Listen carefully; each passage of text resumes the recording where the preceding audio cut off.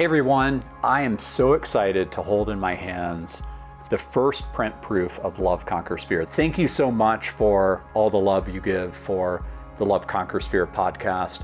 A lot of that is baked into this book. This is the last print before it goes to hardcover. It's got just a beautiful jacket. You can see the phoenix rising, and I really put my heart and soul into this book to help humanity have a global heart shift so we make it through this exponential of exponential curves to that age of abundance for all. You can pre-order the book now at loveconquersfear.org. It's available on all of the popular platforms. I really hope that you support this work and pass it on so that we can have that heart shift that we all need to make it to that incredible age. And I just want to thank you from the bottom of my heart.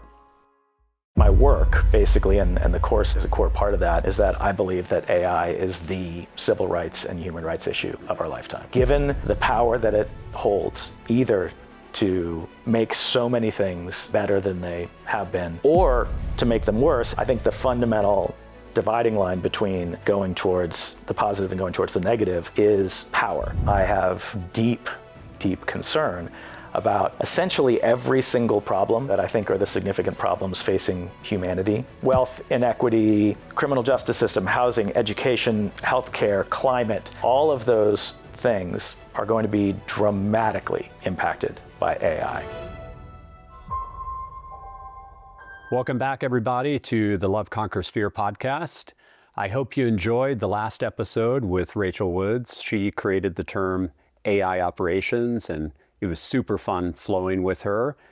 And this is a really beautiful week for the podcast. I'm so happy that I have a very good friend who has agreed to come on the podcast.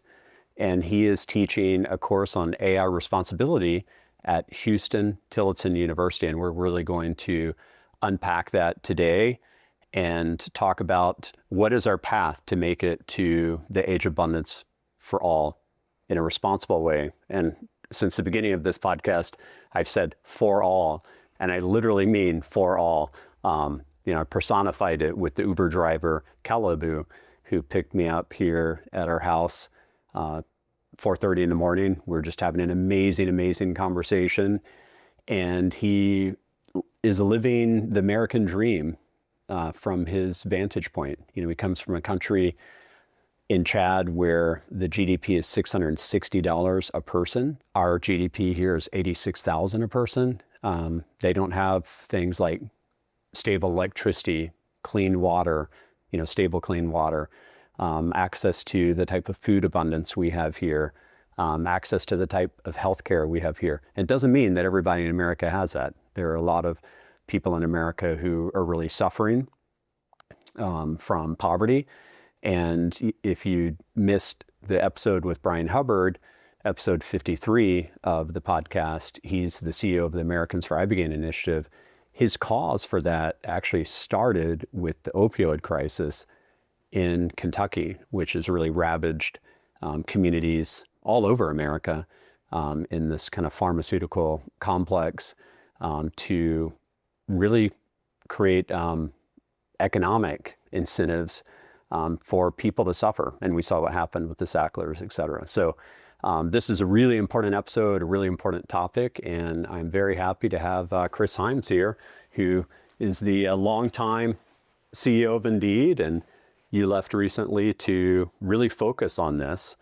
And, I decided when Data.World was acquired on 7/7 to not go to ServiceNow, specifically so I could focus on what I'm doing with Love Conquers Fear. So we're both on this mission to hopefully have humanity both land the plane to get to the other side of what we both see as this exponential curve, but also have the plane take off as we create a beloved community around the world, realizing we're 99.9% genetically identical, and realize the divinity within us all and have this future of abundance for all. I don't think there's any other option for us to do it in any stable manner any lasting, durable manner for humanity if it's not for all. I want to start out with giving you gratitude, because you may remember, I was leaving Coremetrics to start a company called Bizarre Voice, and you were so kind to reach out to me. I'd sent an email to the Bootstrap Austin group, which at that time was kind of like the original kind of, entrepreneurial gathering. And I'd moved back with my wife, Deborah, from San Francisco. I'd been there for 4 years. And I said, I'm looking for an incredible VP of engineering. And you wrote me this email and you said, well, you are in luck, my friend. And you introduced me to Paul Rogers. And Paul became the first CTO of Bizarre Voice. It was a very sad day when he left, but he was there for a good, 3.5 years. And oh my gosh, that was one of the greatest gifts anybody has ever given me. Paul just absolutely did an incredible job building the engineering team there. And I just want to thank you for that, because that was a very selfless act. You didn't even really know me back then. And it led to a great outcome with Bizarre Voice. It's all that initial team that you start with that's really going to determine the fate of the company. Yeah, well, first of all, thank you for having me here. I'm really excited to get to have this conversation with you today. But also just in terms of introducing Paul, I have to thank you also for creating a home for a group of people who I worked very closely with at Trilogy, who were all not just extraordinary technologists, but I think extraordinary humans as well. And absolutely, in Bizarre Voice, and then again at Data.World, you created, what I think are two of the best engineering teams Austin has ever had. Thank you. Maybe I hope that there are better ones in the future. Yeah. But they were both really amazing places. Paul was. The reason I made the introduction is that he was ready for something new and to find a good home for someone that you love, who has so much to offer. That, and then Paul bringing all the people who came along with him, and he brought on board. If you do this as long as the two of us have, you just want to see those people go on to do something great. And so thanks for creating that for all of those people. Thank you. Now, it means a lot to me for you to say that. And, I know you're wired the same way this way, but the greatest joy I have in starting companies truly is seeing how well the people do. Yeah.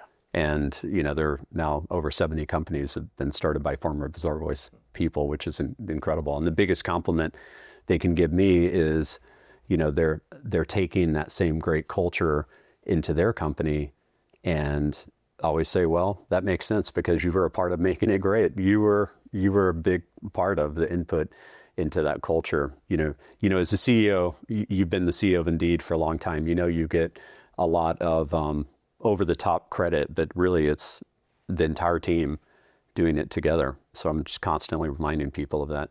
I would love to dig in.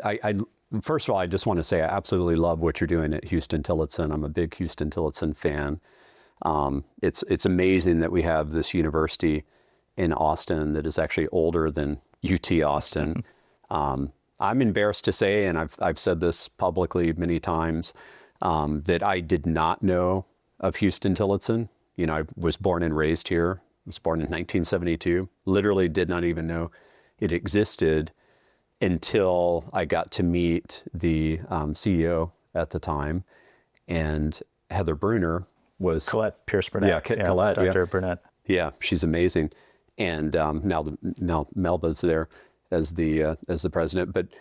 But Colette, Heather Bruner, who we both know, who was the CEO of Bizarre Voice, she was like, I'm going to take a group of tech people and we're going to go into Huston-Tillotson and really get network there.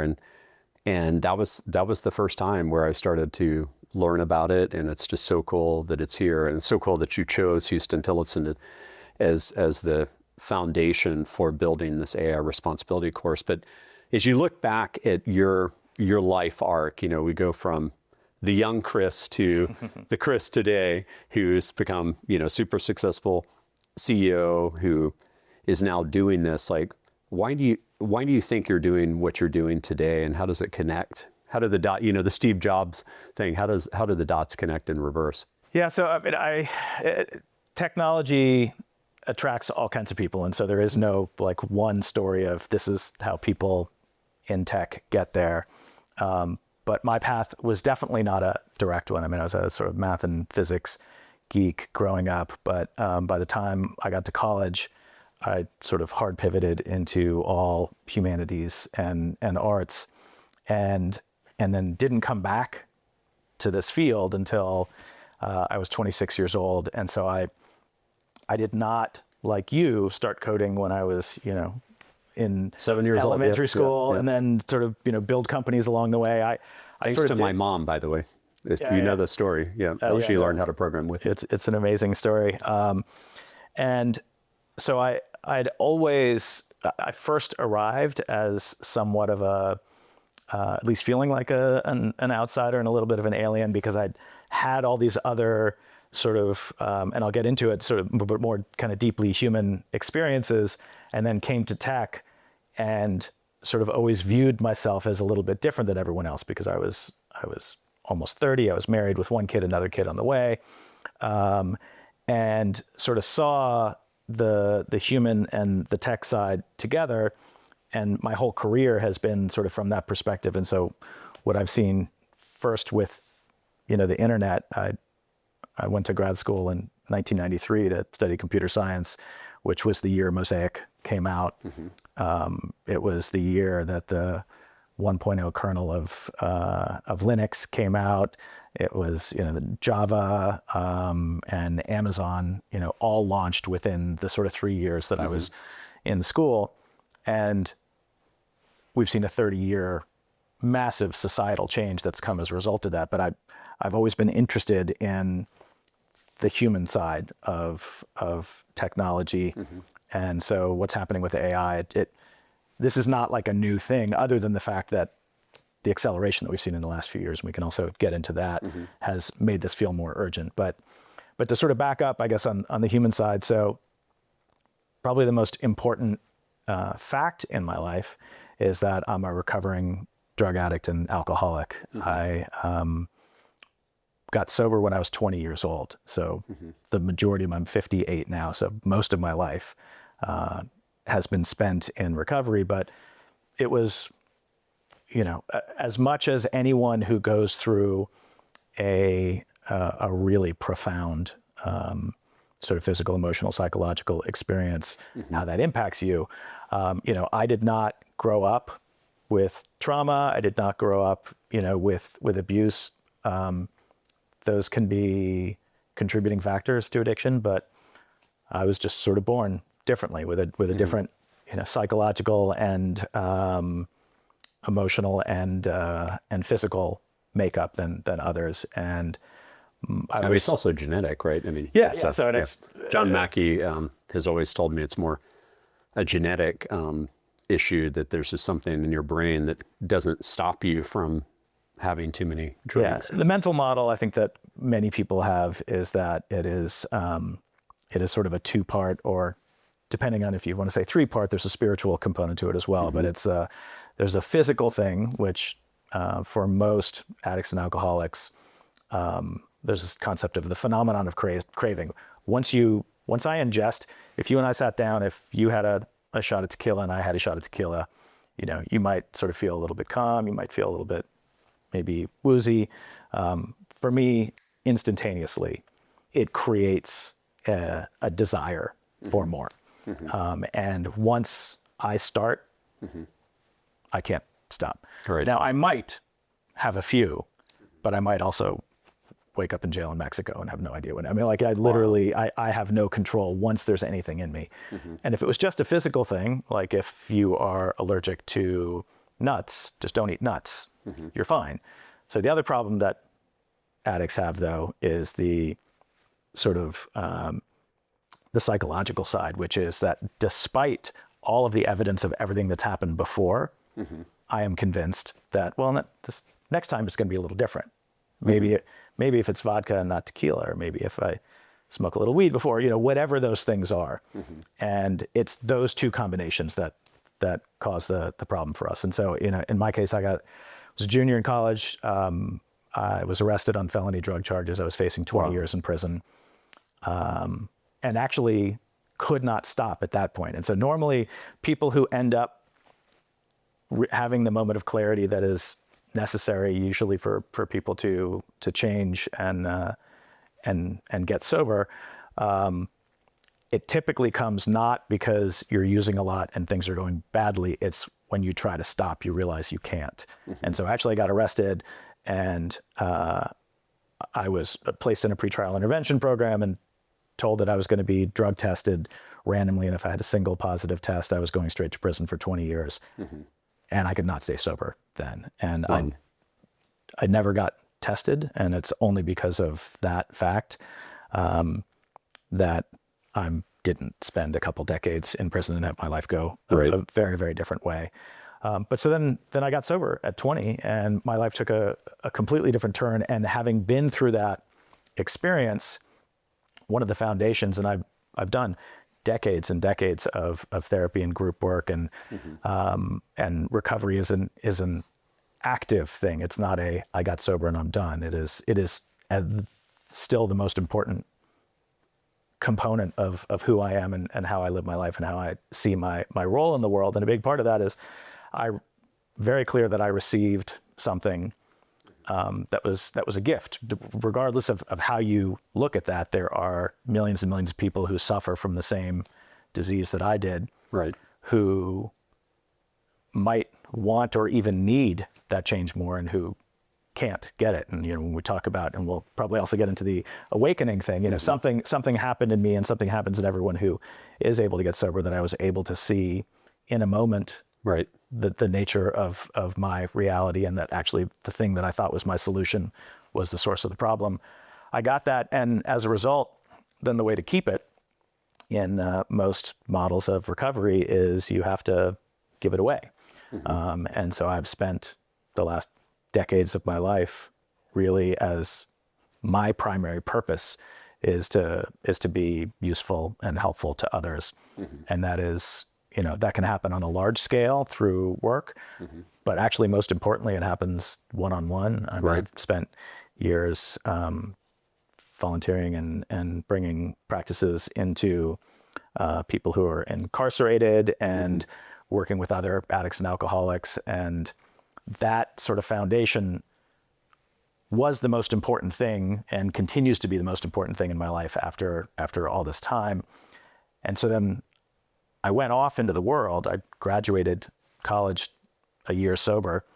I had gone and I'd studied architecture as an undergrad. I originally came in as an engineer and dropped out of the engineering program, in part because I was burned out, but also in part because my addiction had really taken off by the time I'd gotten to school, and the engineering was just too much work. But I really fell in love with architecture and thought that I wanted to design homes, and figured out early on in my academic career that I had no talent and that wasn't going to happen. And so when I graduated college, I basically just wanted to go and be useful. So actually my first job out of college was working in adolescent addiction recovery. I went to go work in a treatment center in the adolescent wing of the rehab that I had gone through, work with young addicts and alcoholics. I met my wife, my now wife, then girlfriend, in college, and I was in Los Angeles and she had moved to a small town in Vermont. And after 6 months of us being apart, I just decided to drop everything and move out there, and started substitute teaching, and then found a full-time job. I spent 2 years teaching public high school, special education. And that sort of one-on-one being proximate with people who had circumstances in their lives, whether it was sort of their own makeup or just the circumstances they were born into, that made day-to-day living more difficult. Being in proximity to people like that and doing whatever I could to understand where they were coming from and to try to be helpful, that was sort of, what I devoted my time and energy to. And the long set of things that happened after that. Lizzie got a job or went to grad school in Los Angeles. We moved there.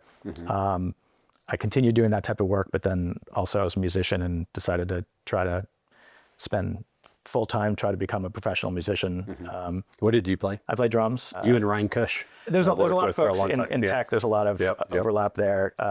Turns out that computer science, engineering, computer science, architecture, and music are all, the way that I think of it, the sort of intersection of math and art.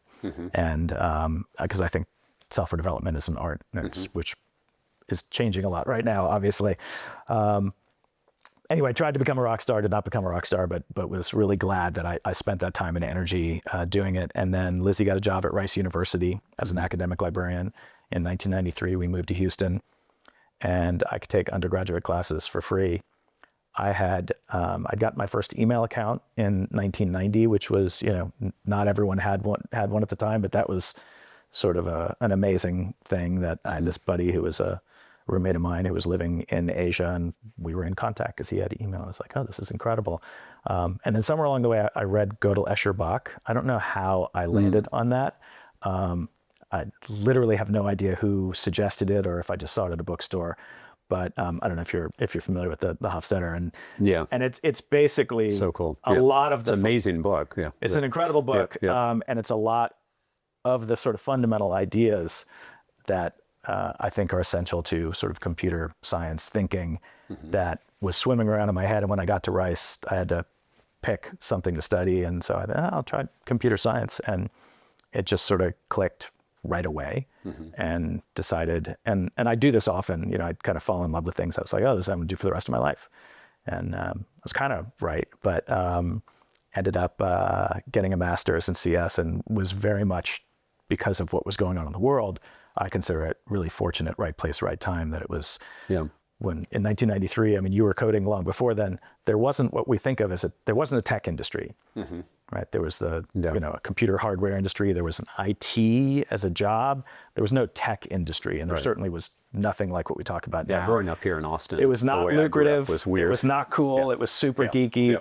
And I was pretty sure at the time that I was going to get a PhD and teach, because I had taught before and I loved teaching. And it wasn't like there was something that I was going to go do with that. And then the World Wide Web happened, and a bunch of friends of mine from Rice went to this company Trilogy here in Austin, and they recruited me, and I ended up basically deciding, okay, I'll go and get a job for a year or two and sort of pay off some of the debt, and then I'll go back and get the PhD. And 30 years later, that didn't happen, but I'm now back in higher ed. And so the teaching thing is something that I've wanted, I did in high school. I really thought that I was going to do in my late 20s. I thought that was the career for me. So I'd kind of always believed, and you run a company and you have lots and lots of employees, and you have, we had indeed 350 million,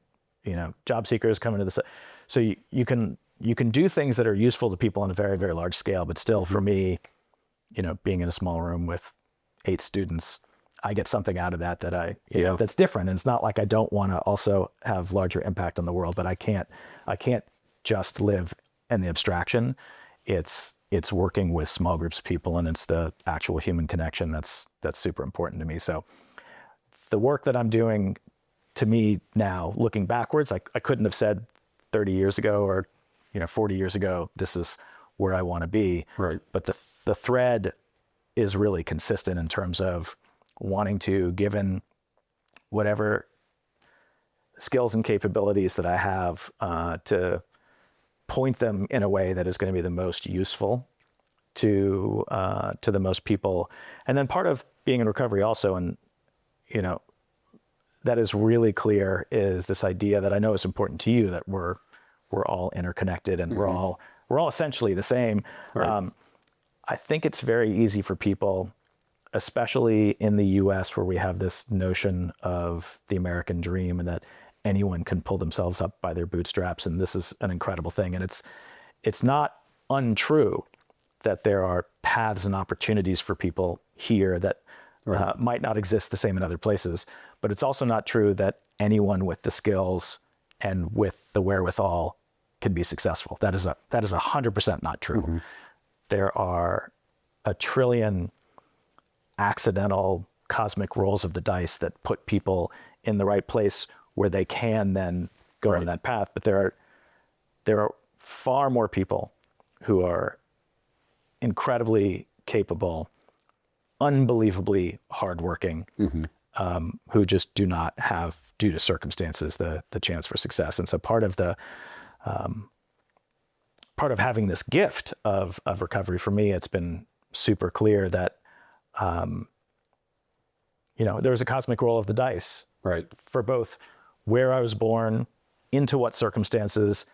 I know for certain that, I was arrested, just put things in historical perspective. I didn't realize this at the time. I was arrested in 1987. In the US, that was the first year in the war on drugs of minimum mandatory sentencing. I was a white kid from Princeton. I spent one night in jail. I got into a pretrial intervention program. I had to go to a probation office in Trenton every single month, where I was going to be, in theory, randomly drug tested. I was never drug tested there. There were, by best estimates, 30 to 50,000 black and brown men who were arrested in 1987 for the same or less charges than me, who did 5 to 30 years in prison. And so I know so much of the life that I've had and the places that I've been able to get into are not due to something unique and special about me. Right. And just being in recovery has just drawn such a fine, like, it is not an abstraction. None of this stuff is an abstraction for me. It is very, very clear lived experience. And so that has also kept me wanting to, and I know that this is something that you're focused on. You talk about the Uber driver from Chad. The most important thing to me is, given what I think are, whatever word you like, grace or gifts or anything that I have received due to these random cosmic rolls of the dice. It's almost too much to absorb that. And so the only response that I have is I have to work to do whatever I can to try to help people who haven't had the dice roll in the same way, in whatever way that I can. Yeah. Yeah. I mean, you're deeply rooted in humility. I mean, it's one of the things that I love about you. And, you've been one of the most celebrated CEOs in Austin, and everybody I know that's worked at Indeed that I personally know has raved about working with you.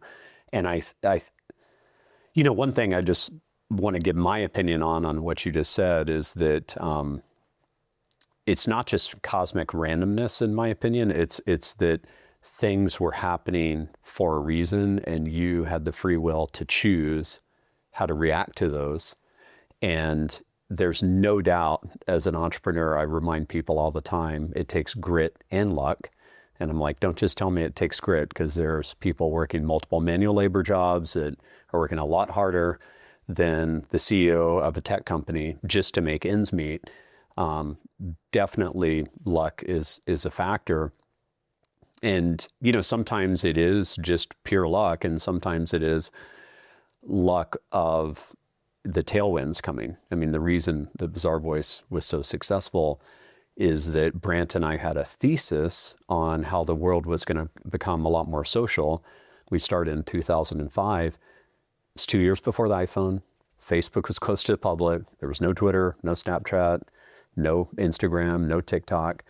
And we accurately predicted, and it's not like we controlled any of these moves, that the world was about to go very social, and that created the tailwind, or as Mike Maples Jr., who was on episode 20 of this podcast, would say, kind of the pattern break for the inflection point to occur that would allow us to be successful. The wealthiest Texan is Michael Dell, who hit that bull to order. I think it's Elon Musk now. Well, that's true. It is. Yeah. No, yes, it is Elon Musk now. But, prior to Elon Musk, it's Michael Dell. And it's funny, you brought back a memory that I went to see. Michael used to invite me to see the Dell World, just kind of as a guest. And I remember the first time he had Elon Musk come out at the beginning of Tesla. Like, it was just totally off people's radar at that point in time.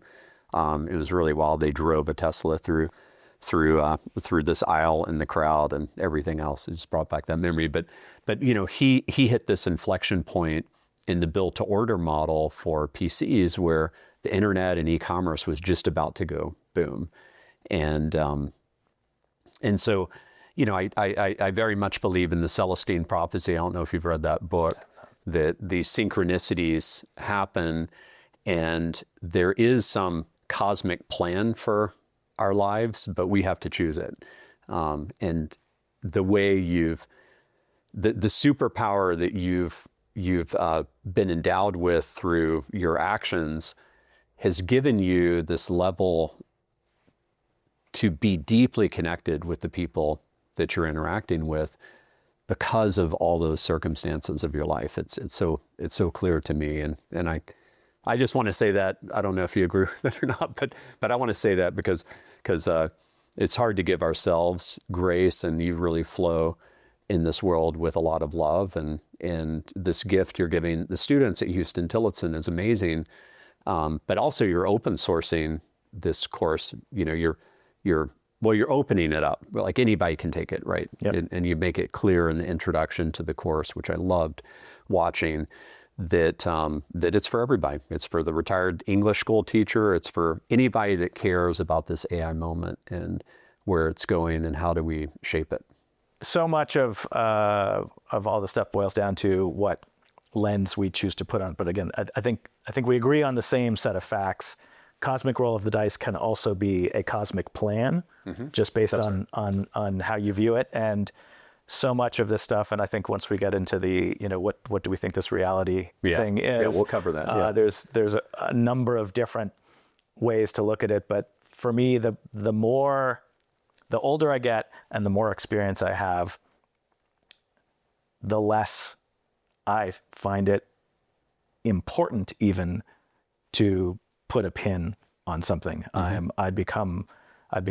was extremely certain about things when I was younger. And the older I've gotten, the more I've not just become to accept, but actually embrace uncertainty. And also, it doesn't mean I don't have a hunger to understand and learn. And I've learned more in the last 20 years than I did in the first 20 years of my life.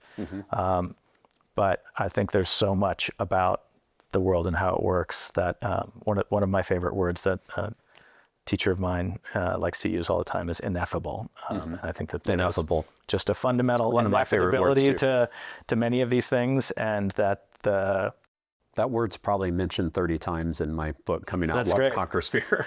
Well, yeah, and so there are things that language, as extraordinary as it is just a clumsy tool, and there are many things that are just experiential. Yeah, and trying to sort of explain it all and say this is exactly what it is and what it means.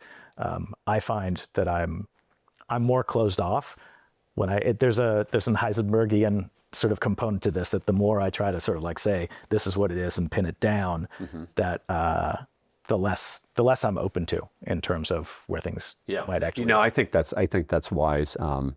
Is in this pursuit that I've had, like really diving into ancient spirituality, whether it's the Bhagavad Gita, whether it's the Tao Te Ching, whether it's Buddhism, whether it's the Torah or Kabbalah, the Zohar or the Bible. I've been looking for the synchronous root between, because that's where I think, the one aspect of the truth lies. And that's the genesis of the name of this project, is that it synchronizes on that we have to do the internal work to allow love to conquer our own fear. And that's a lot of deprogramming and reprogramming. And that's hard work. And you've been through hard work on your path. And then we're more capable of helping others do that. And if everybody did that, we would both be 100% certain that we make it to the other side of this and create the beloved, community that Martin Luther King projected across the globe, and have abundance for all. It's the biggest challenge is overcoming our core nature, and the way we've constructed things with this illusion of separation. And maybe that's a good segue just to get into this AI moment and dive into your course on the way you see it and, why choose AI responsibility as the nomenclature for the topic. Yeah, so I guess I'll start with kind of two just high-level framings. The first is how I think I started the first lecture, and every time I talk, it's sort of the first thing I say. Probably 2 weeks after ChatGPT came out, I was at a conference and someone asked, "Are you excited or concerned about AI?" And my answer was yes. Right. And I think it's really important to establish when I'm having these conversations about all the problems. I think that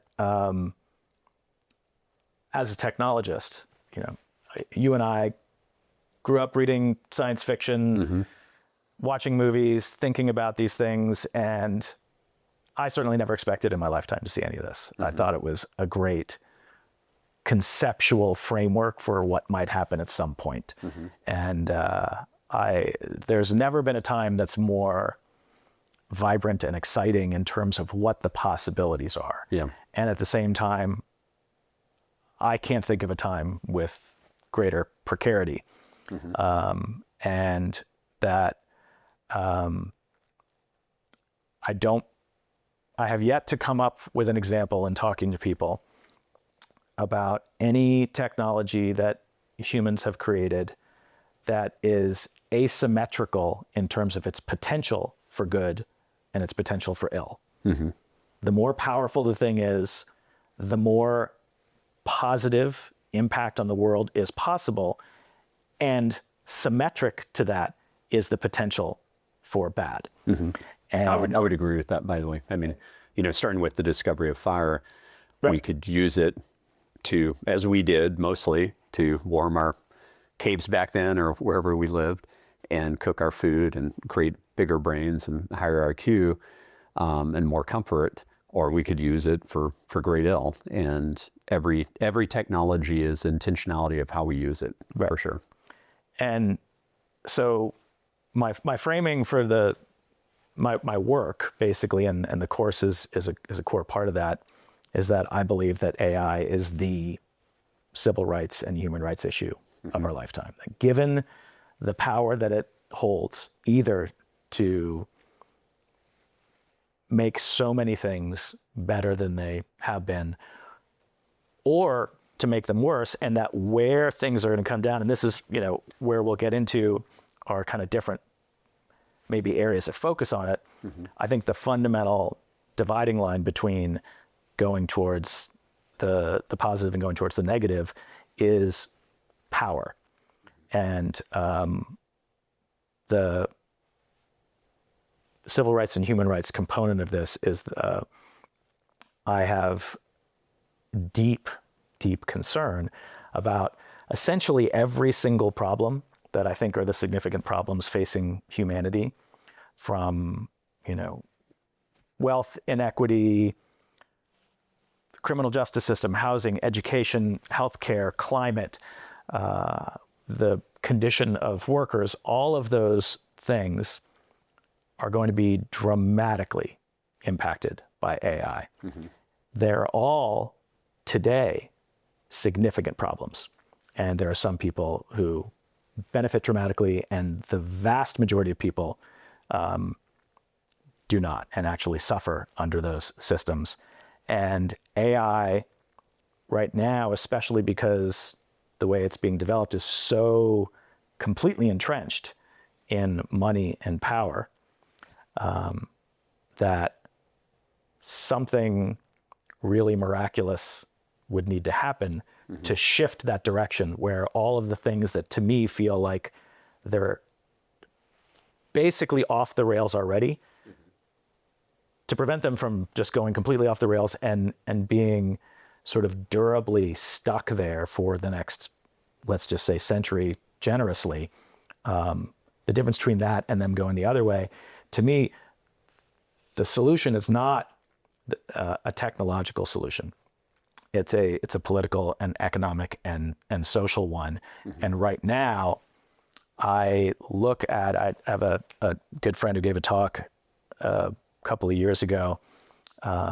Stephen Tomlinson. Gave a talk a couple of years ago. And you and I were just at Culturati, exactly. which is an amazing conference. And Stephen gave this beautiful talk on the difference between, he didn't invent this idea, but he's such a good storyteller about the difference between optimism and hope. Yep. And he said, optimism is looking at a set of data points on a chart that go up and to the right and believing that things will continue to go up and to the right. And he said, I'm looking at the charts and they don't look good, so I'm not optimistic, which is why I have hope and why I have to have hope. And so hope is a human superpower, and I think it is the thing that has helped every time in humanity that we have faced or been on the brink of something horrific, that we've been able to sort of pull ourselves out of it and been able to endure along the way. Hope is the thing that we have to have. But by the definition of optimism, I'm extremely not optimistic right now because of the situation that we're in right now. And and especially, just to be totally frank, and I don't know what your how much you've gone into politics on this podcast, but the fact that this is all happening right now with Trump in the White House makes all of this dramatically more frightening, because at the foundation of whether or not there is going to be a positive future enabled by AI, the fundamental problem in all core AI research right now for people who are working on something like AGI is this alignment problem, right? And so the problem of alignment is, how do we ensure that whatever it is that we're building, quote, has values aligned with human values? So the first real problem there, and again, this is not a technology problem, this is a philosophy problem. There's no such thing as human values. There's 8 billion people, you can talk to 8 billion people, and there will be thematic things that are similar, but whose values are we talking about? And if I told you that we could create AGI, and that's a really important, so I see this, there's a decision tree here, right? In terms of how do we get to an age of abundance? And I'd love to get into, because I know that you've thought about, I'm thinking about how do we avoid the bad outcomes. I haven't spent as much, I haven't gone nearly as deep as you. So I want, this is why I'm excited for the conversation. Yeah. The decision tree that I see when I look at it, and we can get into all the reasons that I'm worried about these things, but the decision tree is, the first branch of the decision tree is either we get to AGI or we don't, right? It is not a given. There's a lot of people who say 100%. There's a lot of people who say 0%. I also think it's how we define it. Jensen was just on the Lex Friedman podcast, and he's already claiming that we got in there. And, there's many people who have claimed we've blasted past the Turing test, et cetera. So we've definitely blasted past the Turing test, but I think that when most people that I hear talking about AGI, they're describing something that is another 100, 1,000 times more powerful than what we have right now, because the idea that I hear most frequently is that it is going to be so extraordinary, it is going to solve all of our problems. So we don't yet have we have not cured cancer, we haven't cured poverty, ended war. So the scientific. So I'm just saying that the thing that people talk about when they talk about AGI, and there's as many different definitions of AGI as there are definitions of consciousness. I think AGI is going to be a little bit like we'll know it when we see it, more than a strict definition. Like we'll kind of be able to see. So I'll go with for my take today, which I'm sure will evolve. Let's just say it's something that is considerably more evolved than we are intellectually, and can do things and solve things that we can't yet, and that we couldn't without it. So let's just say that that's the thing that we're talking about. So the first branch in the decision tree is we either get AGI or we don't.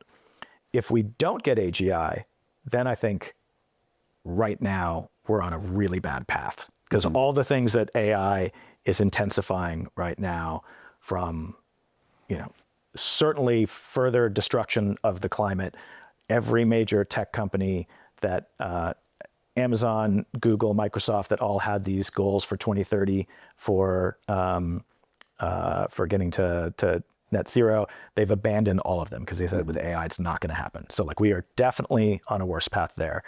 We are 100% on a worse path for concentration of wealth and power and bias and a dystopian potential for disinformation and misinformation. So there's like all these different things, and that is what my course is sort of covering all of these classes. Right. If we don't get to AGI, if we don't get to a thing that is better than us at solving problems, those problems are going to get worse and worse. So that first part of the decision tree, I'm really concerned about. Then if we get to AGI, we could split it up into 1,000 other ones, but let's just say there's an important branch there for people who are doing this research that is it, and this is a term that I picked up from, have you read the Claude Constitution? It's a really good I haven't read it yet. Yeah, but I have read Dario Modi's pieces, like including Adolescence of Technology. One of the fundamental concepts in the Claude Constitution, what they essentially say is the most important, there's a set of principles, but the most important principles are all around this idea of corrigibility. So it's the opposite of incorrigibility. Can we get AI to do what we want? That is so then there's another branch, which is, if we create AGI, are we doing it in a way where we have been careful and thoughtful enough? And again, there's not a single researcher who says that they know how to do this, but let's say they figured out, and then it's corrigible or incorrigible. If it's incorrigible, then I think things end really, really badly. So then there's this narrow path where we get to AGI, it is corrigible, and then just to simplify and not go down the 6,000 other paths, it is either imbued with values that help unite us and bring us together and help love to conquer fear, or not. Because it's entirely possible that we get to an AGI and we have been rushing and so careless, and we 100% don't understand what's going on inside of a neural network right now, and we definitely would not understand what's going inside, that any one of the paths where it does not basically have values that are positive. So in the symmetrical tool for good and evil, and again, this is not in any way, I try to be careful. I do not believe that it's hyperbolic to say that if you imagine something just maybe even a few times more powerful than what we have today, and if that was a tool of an authoritarian state, that would make 1984 look like Orwell was not very creative.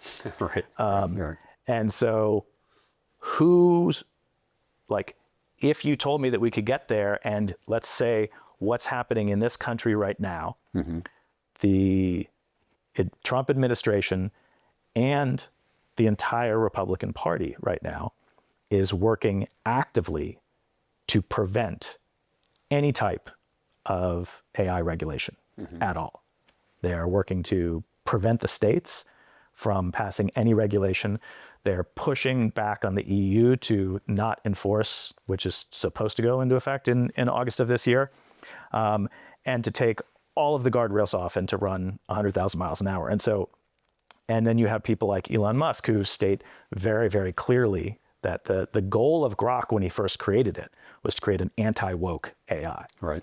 And we can argue about the use of the term woke, but what he means is the opposite of the sort of inclusivity and equality of all people, the ideas that he is publicly stating he is trying to imbue in his AI. So let's say Elon Musk gets there first, and it's his ideals, or let's say the Trump administration drives through the work that they've been doing actively since January 21st of 2025 to keep the guardrails and frankly the sort of the sort of shared facts and reality out of the values that go into this AI.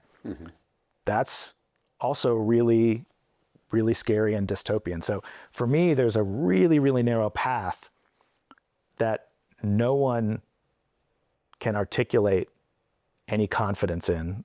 If we talked about this before, you have not yet seen the AI doc. You will see it probably before this episode airs. Yeah. But yeah, for sure. I'm going to go see it this weekend. You know, the filmmaker asks directly, to Dario and Sam and Denise, like, tell me it's going to be okay. Like, we can't do that. None of them have any certainty around that. Right. So as a result, I think that we need to be, and the purpose of the course, and I'm happy to dive into it even more, but it's, it's number one, to sort of demystify the technology. I think that people need a basic understanding. The first 8-9 hours of the course is focused on what is a large language model and how does it work for someone who's not a computer science or math major. I think it's really important for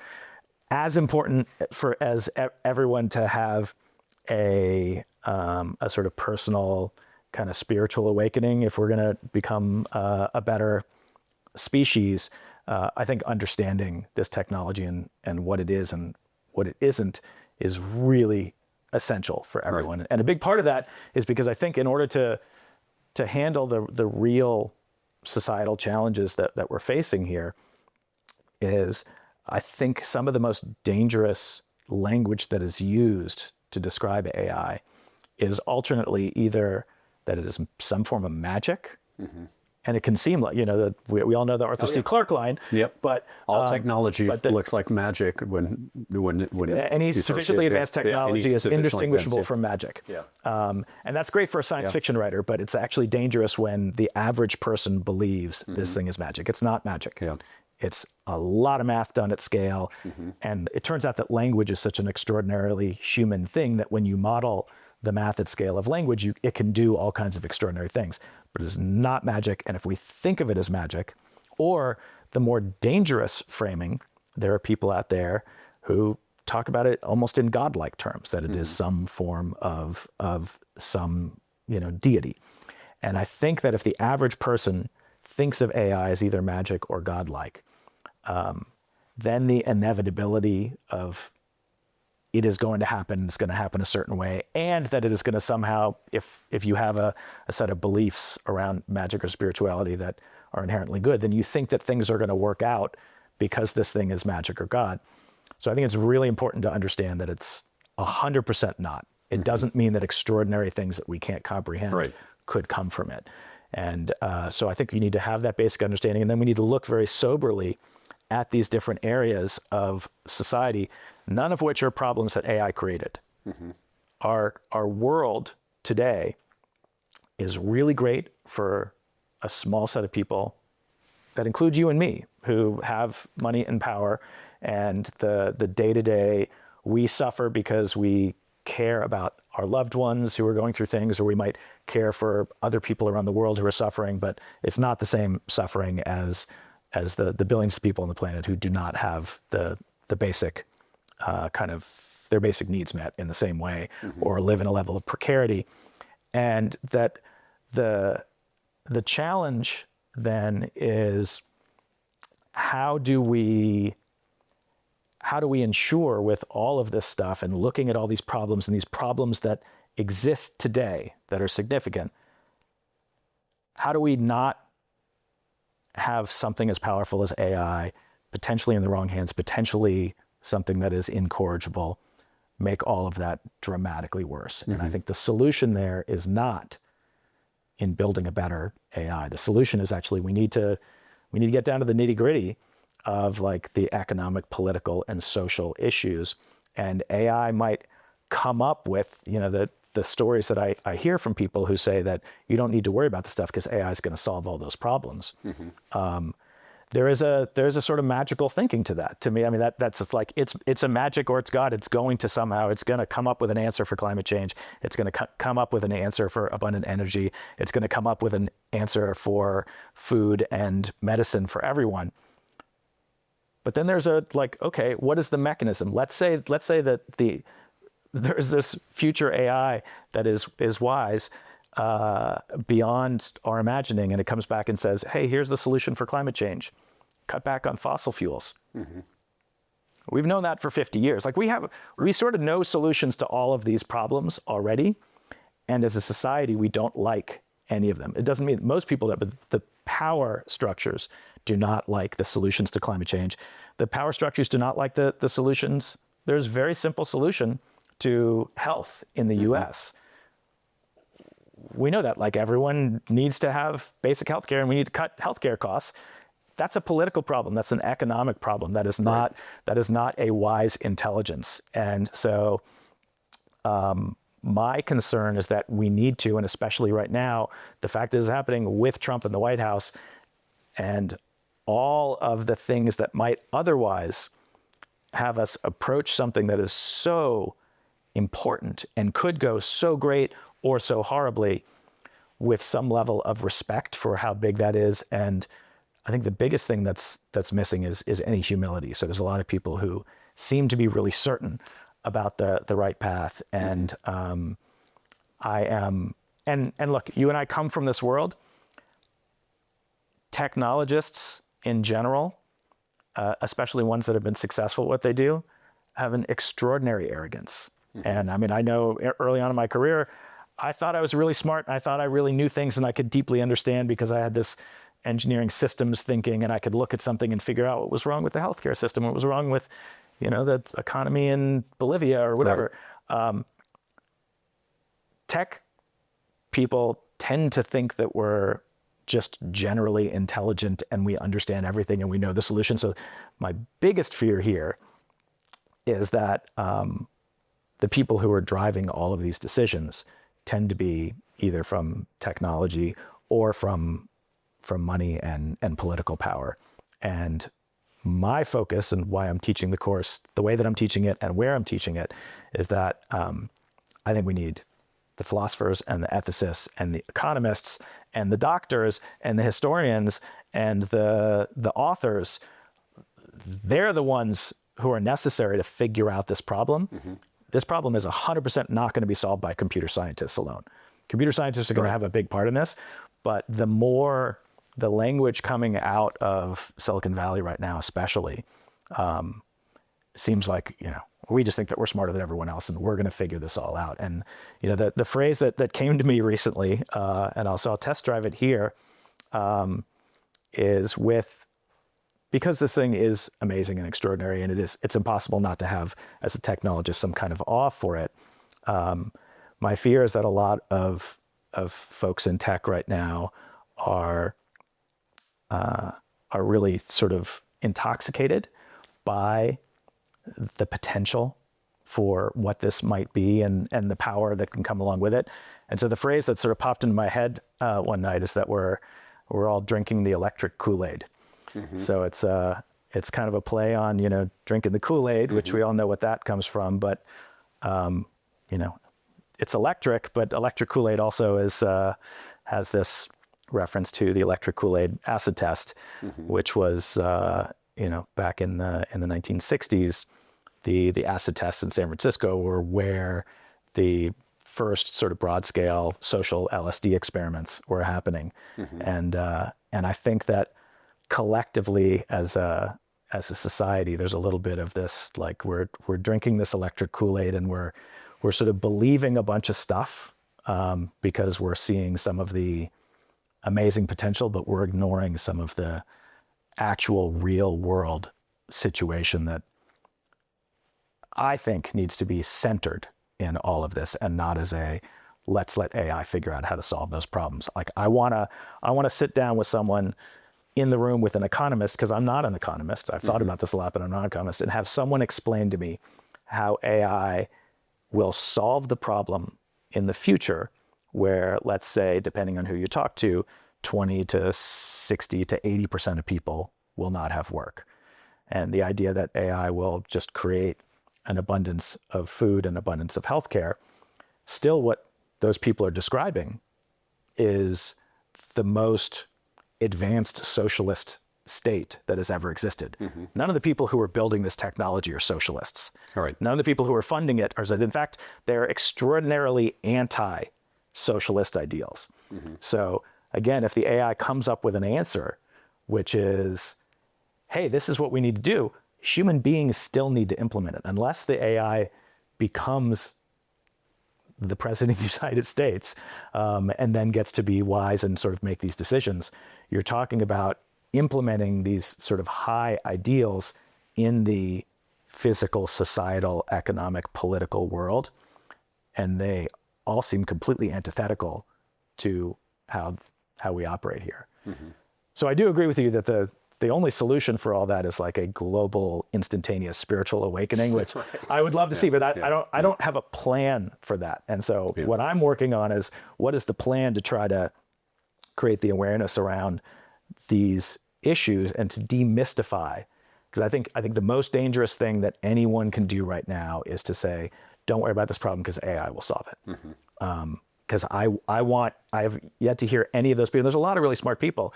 I haven't had the chance to talk to many of them, but I've yet to hear anyone say, well, here's what AI is going to do actually physically to take someone in this country with the set of laws and societal structure that we have who doesn't have a job and make sure that they are living in some form of actual material abundance. Because I also think that I don't believe that Elon Musk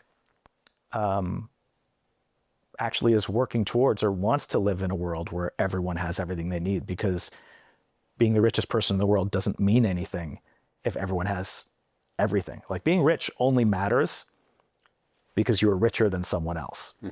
And so if there was an AI that could actually make everyone equal, I don't think that many of the people, I think some of the people who are building this, but I think many of the people who are building and funding it don't want that kind of world.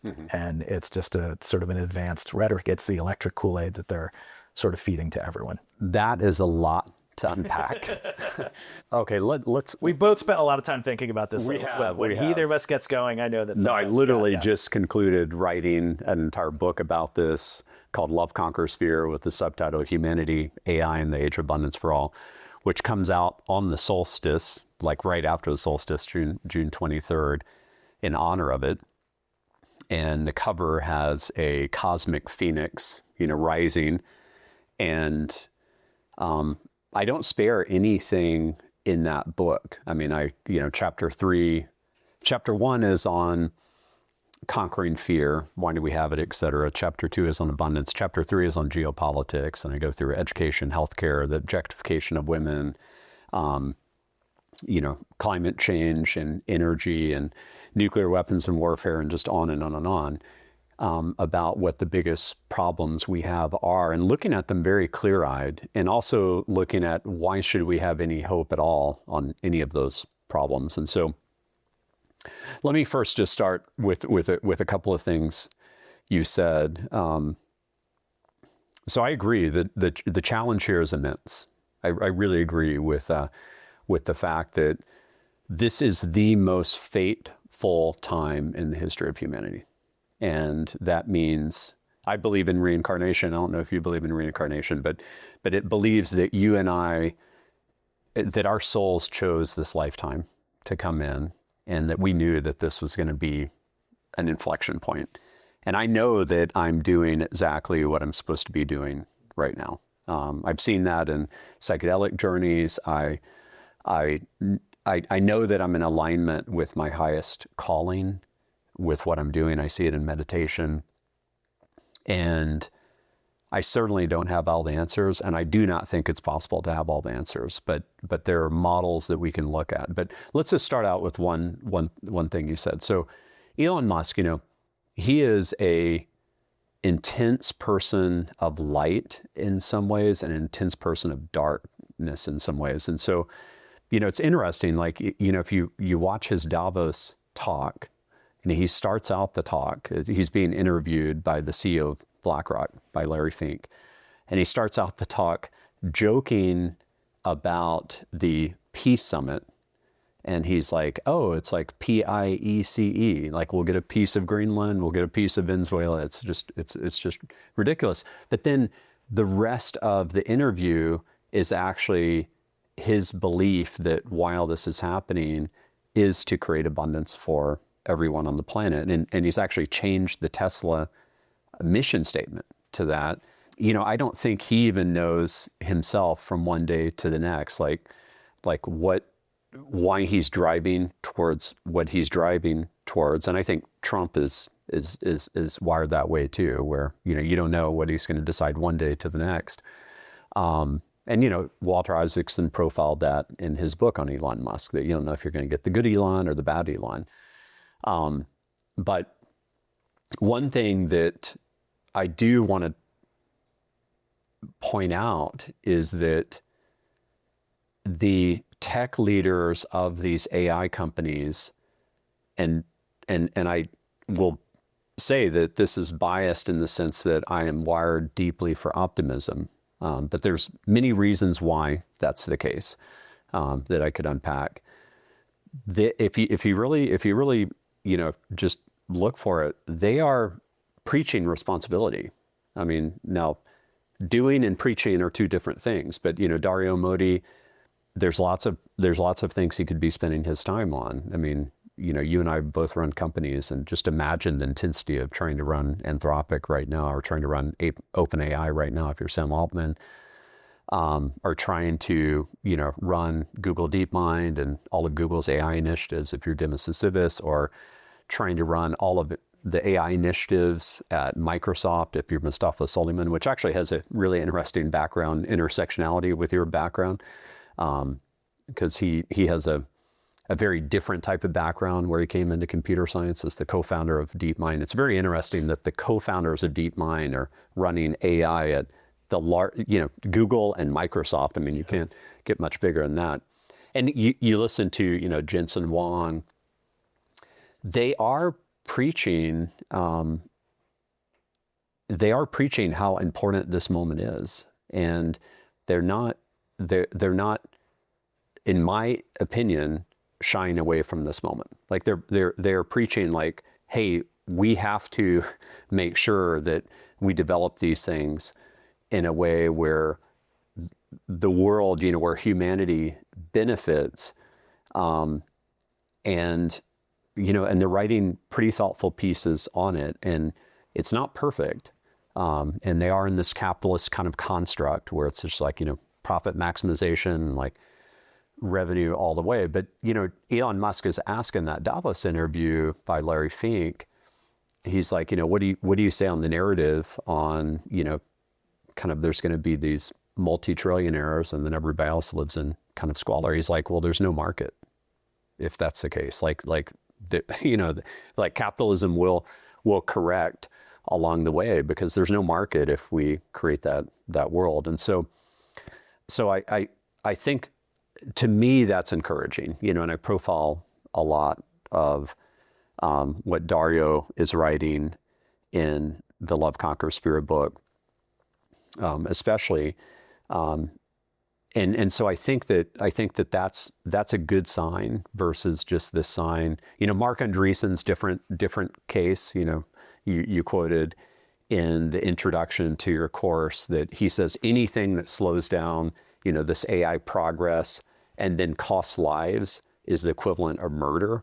I think that's like way too well, and far it's not even the and cost lives. It is the assertion that AI will save lives. Right. So slowing down AI is a form of murder. Right. And so let's take energy, for example. So I cover energy in the book. We have real problems in the world.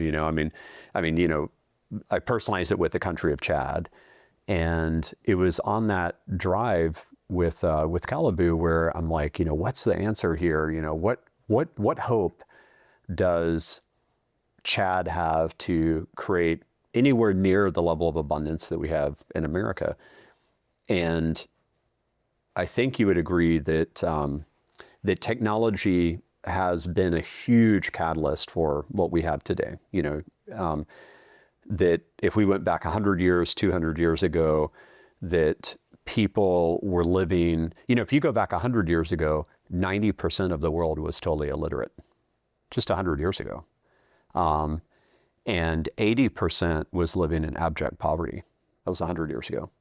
And so, we have definitely, capitalism has helped lifted billions of people out of starvation and poverty, but we still have plenty of poverty without a doubt. And Steven Pinker lays out the data a lot for that in Enlightenment Now. And so if you take energy, and we were able to have the material science breakthrough, so think AlphaFold, for protein folding and how that's going to help us decode all types of new medicines to solve all types of disease. And the alpha energy equivalent for material science breakthrough, if we took 18 seconds of the sun's rays that fall on the earth, 18 seconds, it would power America's energy needs for over a year. And it's like God, put this big, fusion reactor in the sky that apparently has 1 billion years left of life. That's pretty long life for a battery, that is just beckoning us to plug into. And if you think about the Maslow hierarchy, the base of it, as I cover in that chapter, and this is borrowed from Pablo Solman, who's a good friend who wrote an amazing book about the deep tech future that beholds us. It starts with energy. Like if we could create a world of unlimited energy from the sun, then we could desalinate everywhere we want. We could have robots that are powered by solar that could go into Chad and clean up the water supply there, build the pipelining they need, build the electrical pipelining they need, build the healthcare abundance that they need, et cetera. And if we could create abundance in Chad, that would be like heaven on earth. Whether you look at that as metaphorically or mystically. So this is where, getting back to the demystification part. You don't believe this because you understand what the technology is, but I think a lot of people have this idea when they hear that AI is going to solve a problem, and especially if you think it's magic or if you think it's some kind of godlike thing, people think that AI, and this is where the science fiction has maybe set us off in the wrong understanding. People think of AI as a thing, an independent entity that on its own will go and solve problems. And so that I don't believe. I think it's if all we how say what are the problems that AI could solve, lots of things, anything that is solvable. And that's actually an important thing. And I'll throw this out before I forget it, because I was reminded this morning that this amazing Confucius quote that when a startup that I had before I joined Indeed, when it failed, I was watching a documentary actually on the research team that was trying to isolate the Higgs boson, and they were trying to do it before their collider was going offline and before the Hadron was coming online, and they had this window, and they thought they found it, and they didn't. And at the end, the scientists got up as the lab was shutting down in this last decade of research that they had, and they didn't get there. He pulled up this quote from Confucius, which is, "The hardest thing of all is to find a black cat in a dark room, especially if there's no cat." Right. And so it's an important piece, and I think that should be the sort of the line that every startup has on the wall. But I think just in terms of humanity as well, like AI can solve any problem. AI can find a black cat in a dark room if there's a cat, but it can't if there isn't. And there are many of these problems that we're talking about where there might not be. And so in addition to, is it a solvable problem, we have to point significant resources towards it. And so AlphaFold was not AI solving one of the biggest problems in fundamental chemistry. Google spent, depending on how you want to look at it, and I think you kind of have to count the acquisition of DeepMind, Google spent like $2.5 billion to solve protein folding, which is an extraordinary problem. Dim Sisyphus won the Nobel Prize for it. Absolutely, and deserved, but it wasn't like some GPUs were spinning and solved this problem. Right. So no, they directed it to solve this problem. I would love to, I understand I can sketch out a technology roadmap to solve water desalination in Chad. I'd like to see someone explain the economic plan to do that. Yeah. So it's I'll try. Yeah. So, but like someone needs to pay for those robots and send them to Chad. And so right now, because of the unimaginable, almost ineffable sums of wealth and power that come from this, AI is being pointed at problems that generate a huge amount of revenue. They're not, the Google pointed it at AlphaFold because that was one of the biggest problems in fundamental science, and because it would help identify, and because there's probably ways for them to monetize it. Oh yeah, they created a whole. They did not point 100,000 GPUs at ending unhoused homelessness in the U.S. And it's hard to imagine who would do that. So should we? We also know the answer to unhoused homelessness. So like Elon Musk should pay more than his fair share, and like we can solve 90% of the problems in this country through solutions that we've been aware of for 50 to 100 years. And so we're also holding out for some other magical thing to come along. But what is the actual economic modeling for how, just because we can make something cheaper, it doesn't mean that we would choose to deploy it in those ways unless it's going to provide some return. All right. Well, you're definitely not going to get a disagreement from me in terms of love has to conquer our fear and we have to choose this path, and we have to choose abundance for all. And the way I've seen it is that the divine is working through us, and it is going to force us to make that choice, because if we use the most powerful technology we've ever manifested to continue to play the zero-sum power-based game, there is no future. I mean, I've seen that. And that would be an extremely sad ending when you and I, given our technical background, can see that it's possible. It is possible. And that technology has always been the path for what is possible. But yes, it does come with, we've got to use it responsibly. If you take our evolutionary time, we didn't even have electricity until the past around 300 years. We've been around for 300,000 years. So that in and of itself means that we're in the 0.1% of all Homo sapiens that have ever even been around. And it's even a smaller number if you say we're derivative of hominids, with Homo erectus and everything that proceeded before, which has been around for 4 million years on this 4.54 billion year old planet.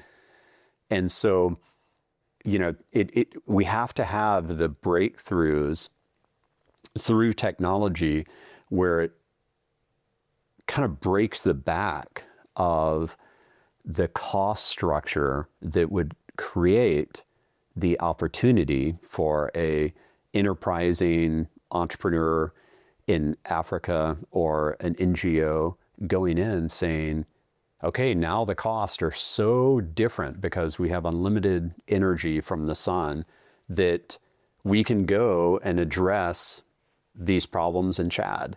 I don't see any other way for us in the current construct that we've created for it to get that way. I mean, in America, as you very well know, we had slaves that bootstrap capitalism, and it was a horrible practice where I have to imagine, like, a lot of the people, even at that time, that had slaves, in their heart of hearts, knew that this dehumanization was really wrong, that it gnawed at them, but they rationalized it in their head, like, we need this for labor, et cetera. And, machine automation just completely broke the back of that, where it just unmasked it for what it was. It's completely dehumanizing practice. How did we ever even treat people that way? And you and I would both agree, I conclude my book, The Entrepreneur's Essentials, chapter 23, is all about the responsibility entrepreneurs have to create the society that they want. And it is about a for all message that in America, we still haven't rectified what came out of that. Black wealth in America is 1/10 on average what white wealth is. There were Jim Crow laws and all types of things, and that's just the clear-eyed way to look at why these disparities exist. It came from that root. And then the oppression after that root. So there's no doubt that that our core nature has to change for us to grasp abundance. And there's authoritarian regimes around the world which are really oppressing people, which we need to transcend. But at the same time, it is also an act of faith on my part. And it's faith in humanity. Because I think that... Which, by my definition, and we might have different definitions of words, so I think you have hope and faith. Yeah. I'm not sure when you describe that you're actually optimistic. Because your answer is we need to have a global spiritual awakening to avoid disaster. We do, yeah. And yeah, that is part of it. To say that you're optimistic that we're going to have a global spiritual awakening. Well, first of all, I do think there's a consciousness awakening underway. I see it all over the place. I mean, there is a consciousness spring underway, as I wrote, a couple of years ago, and it's manifesting in all types of ways. Dan Brown's new book, The Secret of Secrets, is all about the nature of consciousness. The Telepathy Tapes is all about the nature of consciousness. You have Annika Harris, who's married to Sam Harris, who wrote Lights On, which is all about the nature of consciousness. Michael Pollan's new book, A World Appears, is all about But I think what you're talking about is the nature of consciousness. It's the small percentage of people with power that actually need to have that awakening. There have always been, the masses have had more belief and faith and devotion because the world's religions have created a way for people to endure the most difficult situations. And it's always been that the mass, the largest group of people have been in the most difficult circumstances, and they have been more probably devout in their belief because of it. What we need is an awakening of a very small number of people who, not very differently from what you're describing during slavery, does Elon Musk somewhere know deep inside that his ideas about his trans child or anything else or about, does he deep down inside know that there's no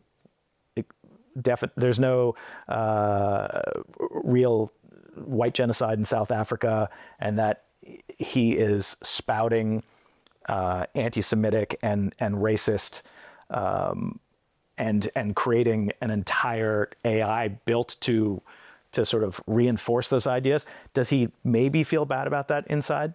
I actually don't think he does. Is it possible if he had years of therapy that he might uncover his daddy issues and whatever else is leading to this? That it's possible. You need Elon Musk and like 20 other people to have this spiritual awakening. It's not the masses. I think already have this idea that we're all connected. The masses in some way. And that makes me actually even more confident because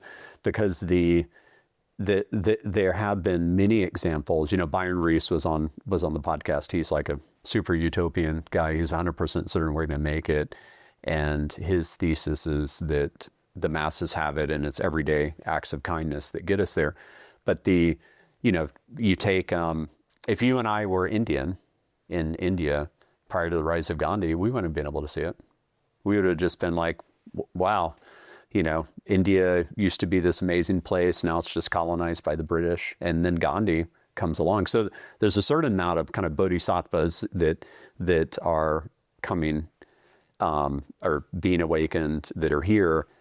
And I don't know what that number is for humanity to tip. But that was a mass political movement. So that was, he had a set of spiritual principles that then had to translate into boots on the ground, people banding together, which I think is, and maybe, again, we have different language. Maybe we're seeing exactly the same thing. I think in the decision tree, the one path that gets us to a dramatically better place is basically workers of the world rising up. I agree. And that I come from, so this is the other reason that the masses rising up. The reason that Indeed turned out to be in my career when I landed there, the place that where my heart really landed and stuck. I come from a long line of labor organizers. My grandparents met in the Bronx in the early 40s, organizing the International Lady Garment Workers Union, and my great-grandfather was organized coal miners in Pennsylvania, and I grew up sort of in and around the spirit of the labor movement.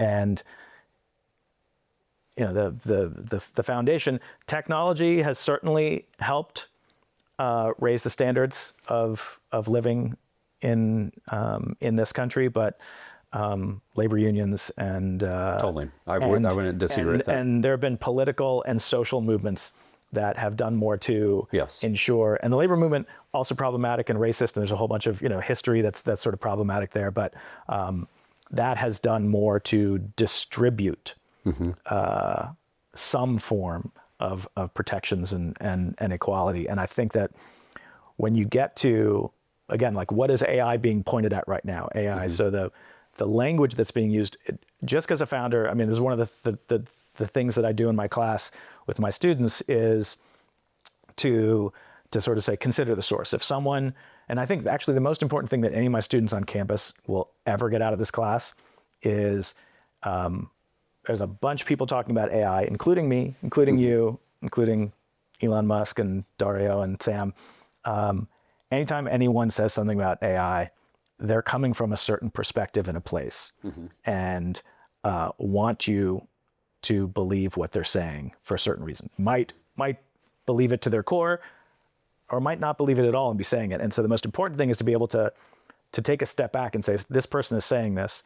Why might they want me to believe this? Right. And it's really important to understand that people who are sitting on near $1 trillion valuations of their companies and stand to have a kind of wealth that no one in history could have ever imagined, coupled with a kind of power that no one can imagine, because whoever builds the thing, if there is the black cat in the dark room, that we have to take with a grain of salt that someone who says they're trying to benefit all humanity. Like, so what are they actually doing? So OpenAI has on their mission page that describes what OpenAI's mission is. The first paragraph has the short version, which is to create artificial general intelligence to benefit all humanity. But then a paragraph down, there's the longer version, which is to create artificial general intelligence, by which we mean autonomous systems that outperform humans at all economically valuable work. Because that is, of all of the things that AI could be targeted at, the most economically valuable as a for-profit company, right? There's nothing, solving desalination in Chad is not going to do that. It might be, in theory, a nice side effect, but replacing human labor is spelled out in their mission statement as the goal. And so it is really extraordinarily important to understand that. And I think that the more, because of all of this other language around you don't have to worry it's going to solve all the problems, it's this sort of magical thing. I think if all of the workers of the world actually read that statement and understood that, people would be sharpening their pitchforks and lighting their torches and taking to the street. And I think that's what's gonna take. We need a political and economic and social upheaval. And that's what Gandhi did, was coming from spiritual principles and speaking to people that way. But he got people to rise up and take political action and bring about political change. And that's, there's no solution to our AI problems that doesn't include a significant political reevaluation. I've said since the beginning of this podcast that it is going to take a bottoms up pressure as people see this future that we're manifesting, that humanity is manifesting, that we can get to more and more abundance, that people will demand it. Like humanity will demand it. It's kind of like, if we went back in a time machine to when our early predecessors discovered fire, and let's say your tribe discovered it, you wouldn't have been able to say like, sorry, Brett, your tribe can't have it. It just wouldn't have worked out, right? Because it was too good to have. And humanity will demand access to this. And there's actually a capitalistic incentive as well for these systems not to destroy humanity and destroy the market, which it's fuzzy, right, to see how that's self-correcting, but it has to be self-correcting, or you're right, then people will be like, we're not going to take a world of like 15 megatrillionaires and allow them to destroy everything. They will have no safety in that type of world. And there's also this forcing function that the divine is working through us to get us to make this fateful decision, because we have free will. It's like, are we going to choose abundance for everyone on the planet? Are we going to choose continuing to allow the amygdala and the ego to dominate our decisions and create the zero-sum fear-based mindset, which has led to us having 50 times today the amount of nuclear weapons we would need to destroy almost all of humanity and send the world into a nuclear winter for a decade. Like, we have 50 times today, and we're still producing more. China's producing a ton right now. So we have a disease that's actually called MAD, mutually assured destruction, and it is an insanity, and we have to transcend that. And it's been a long time coming in some ways, but I do have faith that we have transcended quite a few constructs. I mean, in the chapter in my book on the objectification of women, women in America didn't have the ability to have their own checking accounts until the late 1970s. That, a lot of women don't even know that. It's kind of a mind-blowing fact in itself, and almost no men know that because they didn't have to deal with that struggle. And that meant if a woman was in a bad marriage, like, she can't even hardly fathom leaving to even have her own checking account to open her own small business or whatever she needed to do to take care of herself financially. And that's in America, right? And there's still countries where women are like super oppressed. And so we have to transcend the core nature that we've had, but we do evolve. I mean, I can't imagine us in America saying, let's go back to the days of slavery. I think that's totally off the table. I just can't even imagine like a mindset that would take us there. And I can't even imagine one of these tech leaders, these tech oligarch type of people, like suggesting that, right? So Jim Crow, though, might be on the table. Make America Great Again is very explicitly evoking a time when white men didn't have to deal with all of the other. Have you ever read that book, The Alchemist? You know that book? No. Oh, it's so good. That's a book you can read every decade. There's so many layers of wisdom in it. I highly recommend it. But, one of the phrases in that book, and this phrase has been used in many different books, is it's always darkest before the dawn. And when I was reading that book, I read over that line like 50 times. Another line is, with great power comes great responsibility. That's not in The Alchemist, but that's from Voltaire and Spider-Man. Uncle Ben and Spider-Man. Exactly. That's in my book too. This is a forcing function moment. And I do have this aspect of faith, because I just don't think that if you went back 100 or 200 years ago and we lived in that time and we looked around at what we had, I don't think we could have been able to envision what we have today. I just don't. I don't, in our wildest imagination, even if you had the mind of like a Leonardo da Vinci, who did have the mind to invent all types of things. And look, this is totally speculative, but I think that if you could show what we have today to a plantation owner in Virginia and say, would you take that over this? They would say no, because what they had was more powerful. And that power is, with great power comes great responsibility. Power corrupts, and absolute power corrupts absolutely. And that's one of the challenges. I mean, maybe some of them, but there were enough of them that got the message right, and it did lead to the defeat of slavery. But in that case, it actually did take really violent upheaval, right, with the Civil War. And people did cling on to power for a long time. But this is a moment where, you laid out in the introduction to your course, and I completely agree with it. I mean, we're sitting here, and it's been barely 3 years since the launch of ChatGPT. And you remember, you and I are both of similar age, where you remember, the sayings of like, we're the first generation to remember life before the internet. We're the first generation to remember life before mobile phones. We're the first generation to remember life before social media, et cetera, et cetera. Well, I think you're going to be able to say a statement like that every year, and then eventually like every couple of months, assuming we make it to the other side of this, which I've laid out, why I'm 95% certain we do many times on the podcast. But we've got to break through like so many different gates to get there. And it is an act of faith in humanity that when push comes to shove, we make the right choice. And part of that act of faith is just based on our history, in that, we could have already destroyed ourselves many times over with nuclear weapons. Somehow we managed to muddle our way through that. In the book, I outline, smallpox and polio, and the fact that we were collaborating. Our scientists were deeply working with Russian scientists during the Cold War. I mean, supposedly we were like mortal enemies, but we're like, hey, if we don't work together, it's over.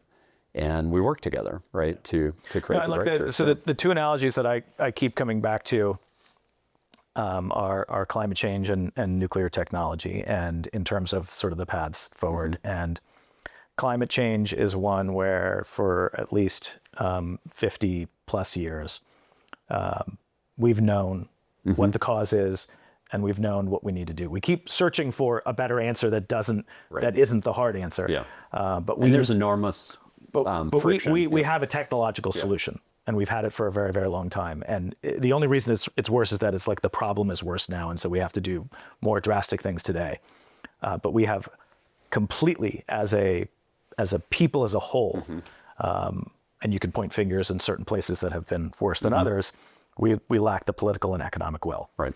It is not a technological question. Don't you think, though, Chris, that there could be a technological breakthrough, like again, decoding, how to capture the sun's energy, that would reframe that whole conversation, where it'd be like, past solutions, but now. But we understand a lot about harnessing the sun's energy, and this administration has essentially ended. Yeah, that's true.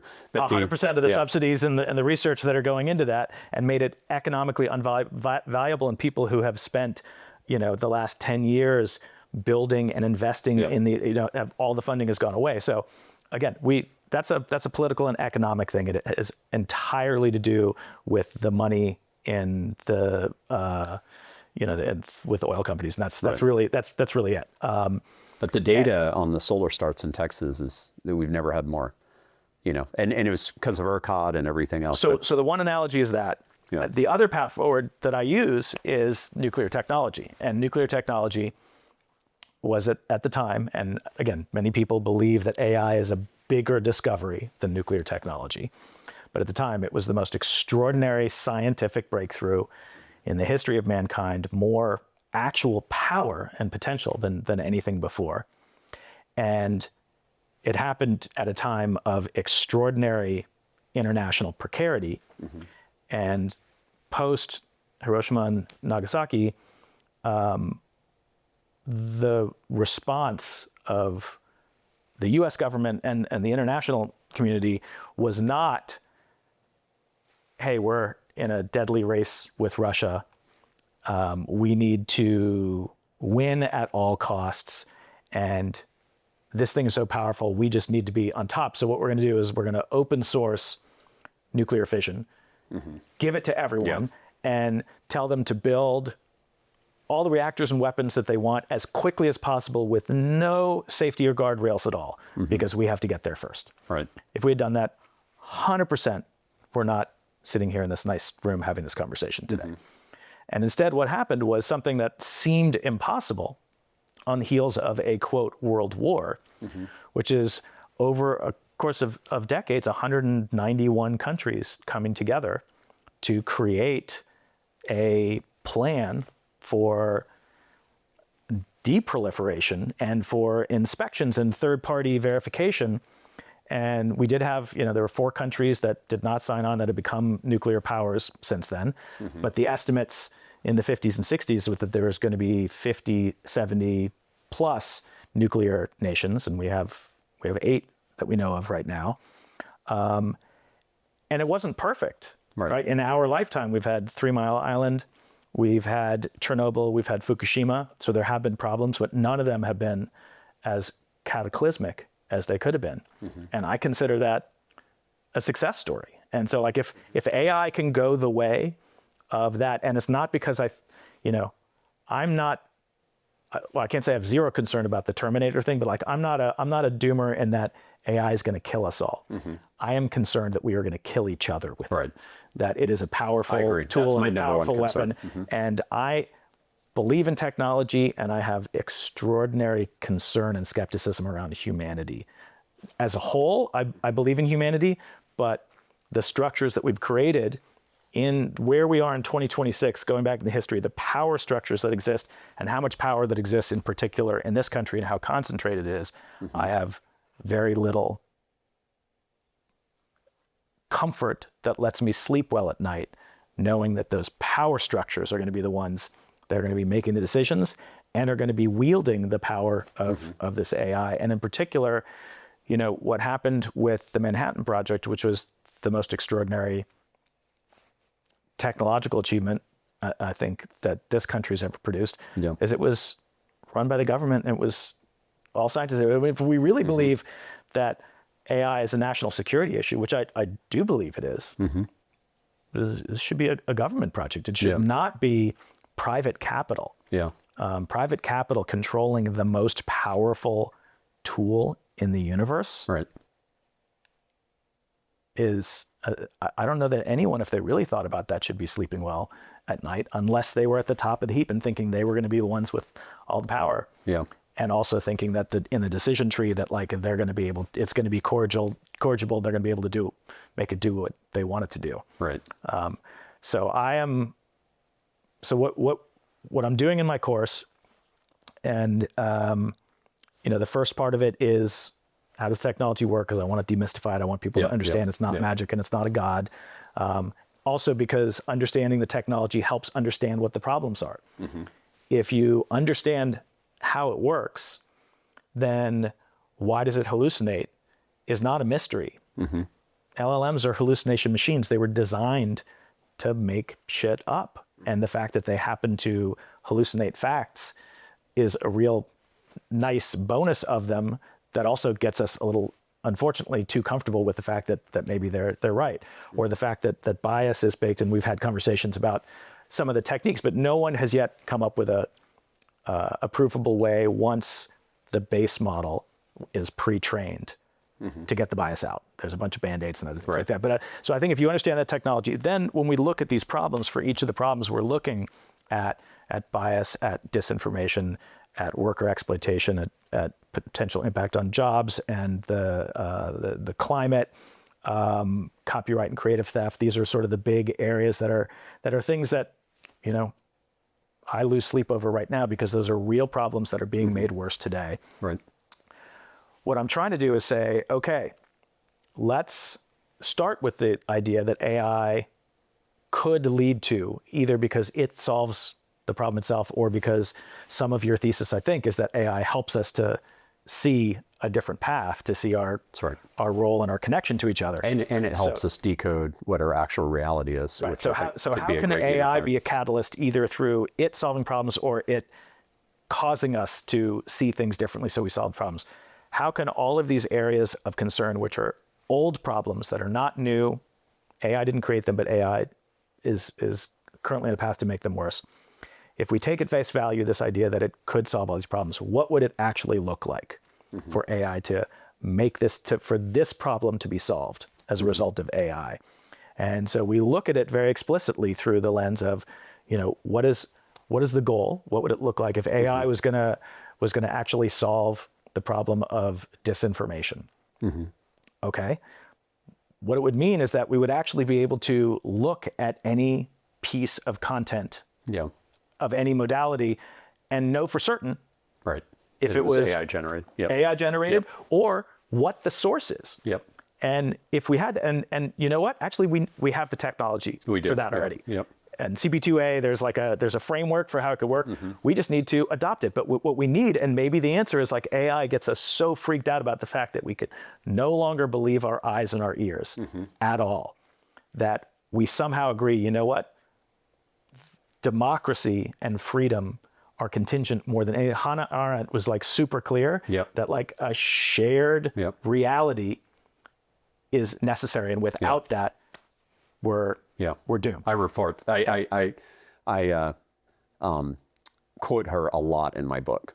Yeah. So it's a really important concept. So then, so there is a way. So for each of these problems, I could say, like, I could spell it out. So that's the one for disinformation. So then we say, that's the goal. So what's, and the solution, the goal is that we can tell truth from falsehood. The solution is a international standard for watermarking, and where you can just look at any piece of content and know where it came from. But then we look at it through the lens of power. So the title of the course is Responsible AI, Technology, Power, and Justice. So like this whole theme is what I think of as justice. Like what is the restorative plan? How do we make the world actually better? And so the power analysis then is every problem that exists anywhere in the world, and anyone who's tried to build a company has also looked at a bunch of problems and said, oh, this is easy. I can just build software to do this. And the answer is nobody wants it, because they don't want the problem solved, or there's enough power. So anytime where there's something that doesn't work the way that we would hope that it does, there's someone who's benefiting from that. Someone is profiting, someone is paying, and someone gets to decide what happens there. The reason the healthcare system functions the way that it does is that insurance companies and healthcare companies actually make a lot of money from a lot of how Byzantine and hard to access and how expensive the system is. And the vast majority of us pay, and there's a small number of extremely powerful lobbies. So you have to look at it from a power perspective. What stands in the way of us fixing these problems? And then what would need to happen? And the answer of what would need to happen, we could replace all of my ideas in the course with a global spiritual awakening where suddenly everyone sees that we are interconnected, and that if we solve problems for everyone, then we all benefit. Yes, I 100% agree that would solve every problem. But then there also is, what is a roadmap for how we can, through political, economic, and social means, create the environment where we choose these things? Because when it comes to disinformation, and one of the things that we talked about in the class, like even a simple technology solution. So for, let's say, hallucination, that was one of the subproblems. RAG works really well, right? LLMs on their own are going to spit back out whatever's in the base model because they don't, by and large, have a fact store. But when combined with something like RAG, they can actually look up and report things that are factual, at least coming from that data store. Why doesn't every company then just implement that? Well, the answer is it's expensive, it's slow, it's not necessarily what consumers want because they want something that's going to come back quickly. Or how about Google? Google has the closest thing to a universal fact store. So why doesn't all of Google search and Gemini just come together so everything is Gemini plus RAG? Well, they could do that, but actually Google's entire business model still relies on, if AI just gave you the answer to everything, they stop making money tomorrow because there's no ads in there. So Google does not want to replace Google search 100%. So you sort of have to look at the things that actually have to happen along the way, and what are the things to get there. And if I had to just distill like what that means for me, from I think of myself as actually heard this phrase recently that I can't believe I hadn't heard before. Dr. Fallon Wilson talks about public interest technology as opposed to responsible technology. So coming out of the history of public interest law that started in the heels of the civil rights movement, and that sort of as a name feels actually really good to me, because I believe in technology, and I believe that technology can be in the public interest. It just often is not. And what would it actually take for technology to really sort of improve the world? It has to come from that place. And so there's just a lot of stuff that is sort of nitty gritty on the ground, dealing with human systems and understanding and deconstructing the power that benefits from things being messed up and things being unequal. And so I think while we're working on how do we raise consciousness, how do we identify clearly what needs to happen? And so to me, like, I think of it as, at the very, very least, if this is the most powerful thing that we've ever created, and maybe as IJ Good said, our final invention. Once we create it, we won't have to invent anything else because it's gonna invent everything else for us. We just need to be careful and cautious. Yeah. And there is zero care and caution from the top down. You have people like Dario, and I think there's a big spectrum. I think you got Elon on one side and Dario on the other side, and everyone falls in between. And I think Dario does actually in his heart really, and he's torn because there's a big race and there's a huge amount of money, but him staring down Hegseth and saying no was the only act of courage of meaning that I've seen in the last year that was, to me, was super, super powerful. And I think he really does. And I think the people I think there are people who work at these other companies who believe it, but when you get to the top, I think he's the one who's the greatest hope in terms of actually really believing these things and doing a lot of work and being very, very open about it, about the things that they don't know and the potential problems. And Anthropic is regularly publishing research that is extremely unflattering to them and everyone else. I don't see anyone else doing that. And so like I have a lot more comfort from their approach. But what I think we need to do is I think we need to slow down. If Mark Andreessen is all about acceleration, I'm about decel. I'm not about shut it down, turn it off, unplug it. But I think we need to slow down. I think that, and look, you and I, if you spent decades building software, we have been building various forms of software, let's say, for 75 years now. No one has ever figured out how to build software that doesn't have problems, that doesn't do things. Maybe like the 1980s team building the shuttle software. There's some famous stories about how they built software that had no bugs. How to get it right. Yeah.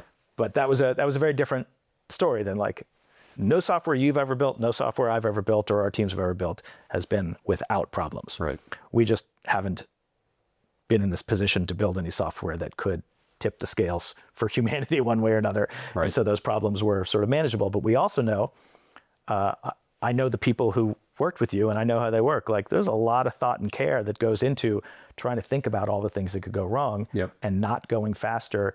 Even when you, I'm sure, as the CEO and me as the CEO are saying like, hey, we need to get this done faster. They're like, hey, we have to still be careful. And the other principle of software engineering that we know is that the earlier you discover problems, the faster you end up going and the cheaper it is.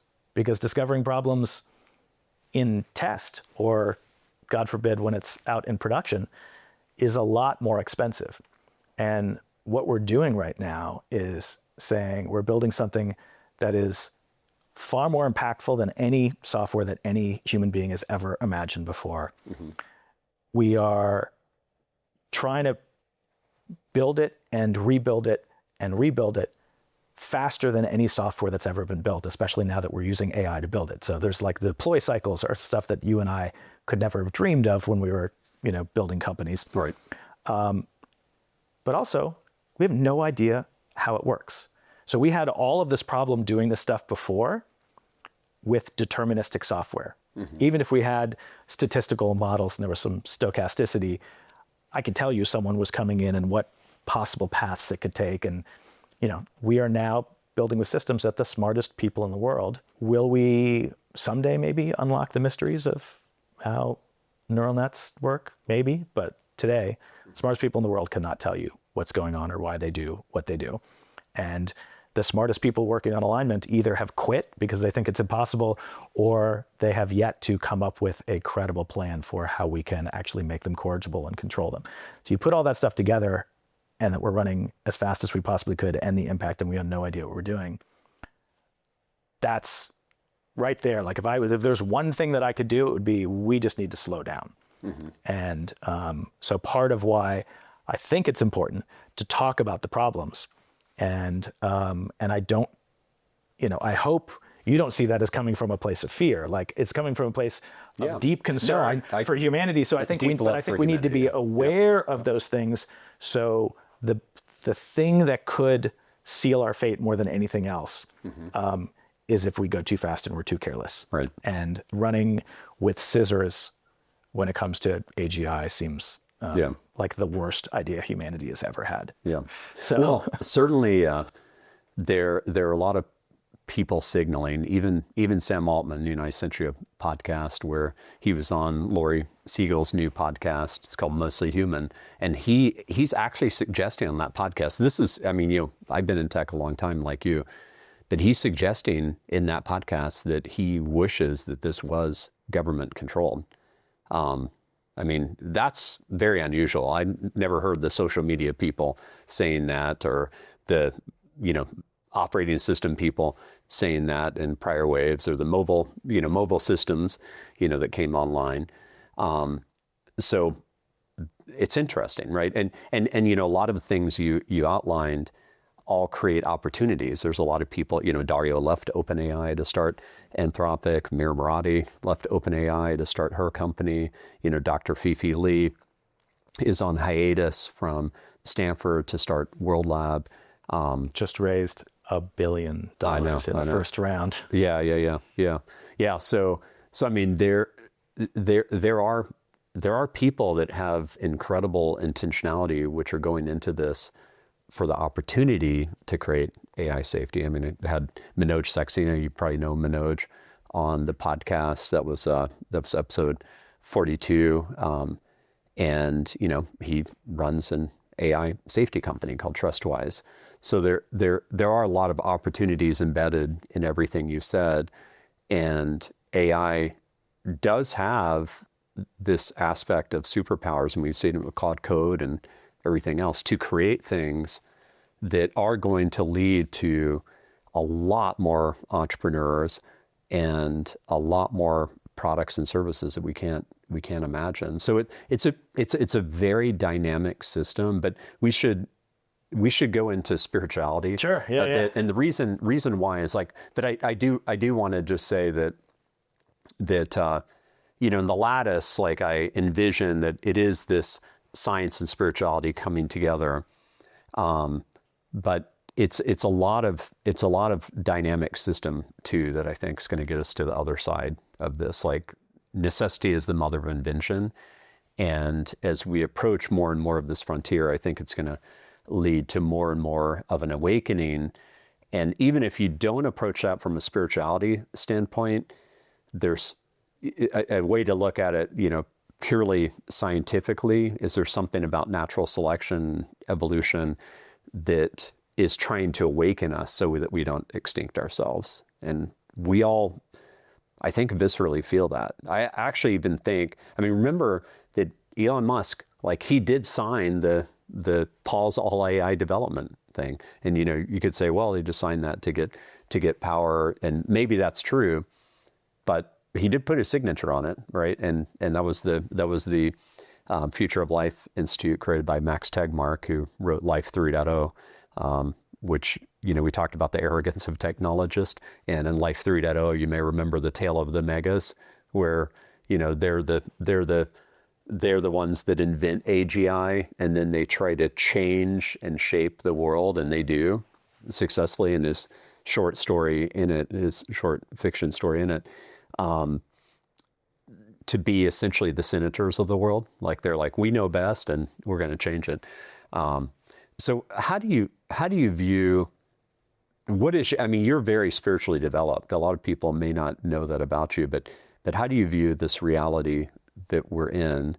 And the reason I've covered this on the podcast is that it's not only a core truth for me, it's that there's a different dynamic system underway, which is, our souls having this physical experience in this lifetime.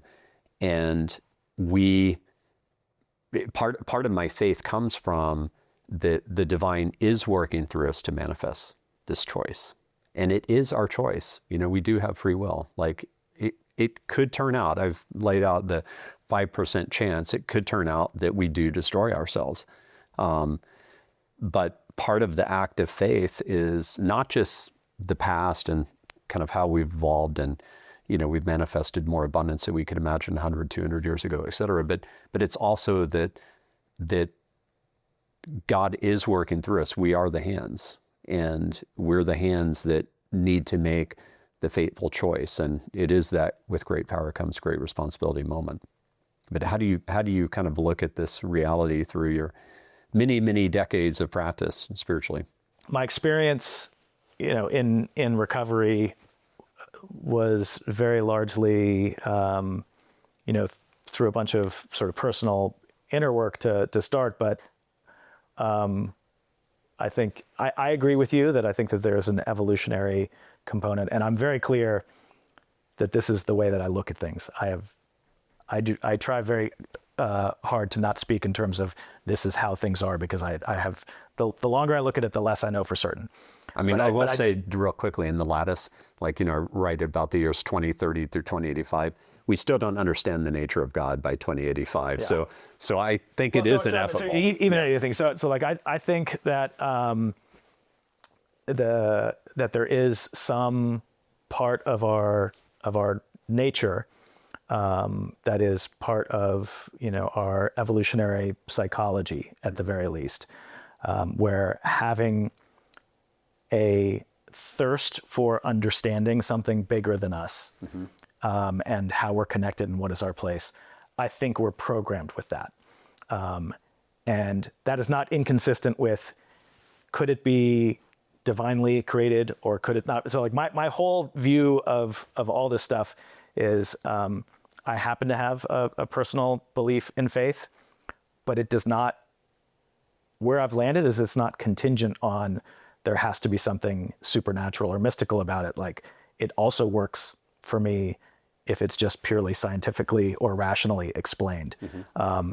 Because what I see is when people follow that sort of instinctual drive, and through practice, study, whatever, and in particular through community, come to a point of view about the world where we actually do look at it as we're not separate. We're all part of a single organism, which might or might not be going on, infinitely, or could just be happening right now. That when people see that, seek that out, and then try to live their lives as if that was true, that we tend to be better to each other, sure, and the world goes better. Right. So whether or not we're actually seeing something that is a real divinity, or we just have this drive and maybe that's the evolutionary thing, like I would be perfectly fine at the end of my life if I found out, it's all just, science, we can explain it. And that natural selection, the reason that we've survived as long as we have is because we have this drive to believe that there's something else, even if there isn't anything. If my final day, my final breath lights out, I would be fine with having lived with all of this all along, as opposed to suddenly there's something else there. I have no idea what is or isn't there. So I've been on sort of a path through that's deeply tied to just actually doing the work day to day with people who are suffering, in one way or another. And part of the extraordinary thing about recovery is that the biggest insight that some of us come to is that all of the difficult things that I've experienced, the sort of the personal pain and suffering of addiction and of being an addict, which means you do all kinds of things that do go against your core values, and you hurt people and you take from people, and that all of the suffering that I've experienced then, and then all of the suffering as humans that we go through in day-to-day existence, is the thing that makes me useful to someone else. That the root of compassion is seeing that the connection between the two of us is that we suffer, and that through my own suffering, I can see your suffering and see beyond the causes and the conditions and the obscurations or whatever that might make you act in a way that drives me nuts. But what connects us, and compassion and love are interconnected, but for me, right, part of why, you've got Kuan Yin here. Yeah. I've become a practicing Buddhist. So for the last 15 years, I've been studying and practicing, and built a a meditation practice, studied with a teacher intensively, go on retreats every single year. And I went from being someone who was extraordinarily anti anything that looked like religion. And I happened to grow up without. It's too long a story here, but my mom's family are Italian Catholics. My dad's family were Russian, Ukrainian, Polish Jews who were devout all the way up to my parents' generation. It was cut off at their generation.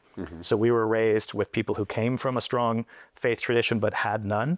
So we were raised with nothing, which, as a sort of mathematically and scientifically minded person at some point, looked with skepticism and the opiate for the masses kind of point of view. But it also meant that I didn't have a lot of baggage. So I know a lot of people who grew up with a faith tradition that was really important to them. I know a lot of people who experienced sort of religious trauma. And some of those people have a much harder time to actually, so like I didn't have a lot of baggage. I got over it and I started to. And some of that, I mean, we've talked about this, your psychedelic experiences are more recent. I had extensive psychedelic experimentation 1985 to 1988. So, 40 years ago. And it turns out once and that was not the sort of the root of my addiction, but my addiction was happening at the same time. And so I just need to be abstinent from all that stuff. Right. But those experiences certainly got me to see that we certainly don't see the whole reality on our own. And it made it clear that there was more going on, that then set me off on this path to want to understand all the people who had seen or believed that there's more going on than what meets the eye.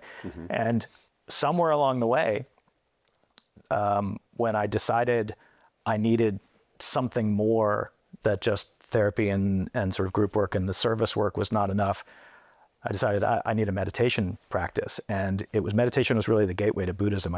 Where I started looking, it all happened to be Buddhist writing and teaching.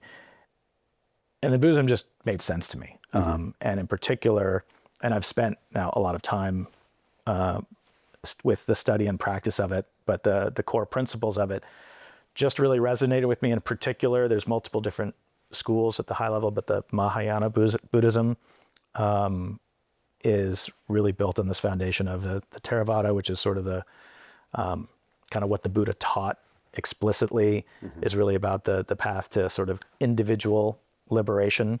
And the Mahayana builds on that, and it's the goal is the end of suffering, but actually the vow, the bodhisattva vow, and I've taken these vows, and this has been sort of an important thing for me, is to want to work to relieve the suffering of all sentient beings. And so the goal is not personal salvation for personal salvation. It's to essentially do the work on yourself so you can then try to help all sentient beings, no exceptions. So, I mean, we could talk about Buddhism, but like the basic concepts of Buddhism are what I think of as, the core concepts of reality is that in Mahayana Buddhism, so like the basic idea is that is the idea of Buddha nature. So we are all born pure and pristine and perfect. And it is conditioning of the human experience that sort of clouds our view of that ultimate reality. And that the goal, depending on which school you're in, I mean, the goal is really just to recognize that. Like if we could recognize at any moment what our true nature is, then there's only one possibility, which is we're all connected, and I need to do everything I can to help everyone else. Anytime, but none of us lives like that. Even the Dalai Lama 24/7 is not living in that state. And so some people, do a lot of work to remind ourselves, and having iconography and other things like that around so you can see it and remind that. But so I think the basic, human existence in reality is we don't see things clearly because of this conditioning. And that because of that obscuration, we tend to, and the sort of the fundamental idea is that we have this illusion that we are separate, and that there is some kind of permanence There's a million other ideas, but like if you sort of boil it down to that, and the original teaching of the Buddha is really around sort of impermanence and about interdependence is probably the easiest translation. It was called interdependent co-arising, but really sort of like that we are all. There's a great Zen poet and Zen teacher, Jane Hirschfield, who said that Zen pretty much boils down to three things. Everything changes, everything is connected, pay attention. And so that's maybe like the simplest sort of statement of how I think about it, but that I think the reality is that, I think that we are all perfect and pure, and our suffering, the root of our suffering is that we don't realize that. And any set of practices that we can do. And in Buddhism, one of the things that I really loved about when I sort of dove into the Buddhist teachings is that the Buddha's primary way of transmitting this teaching was to start by saying, hey, I'm going to tell you, I sat under this tree.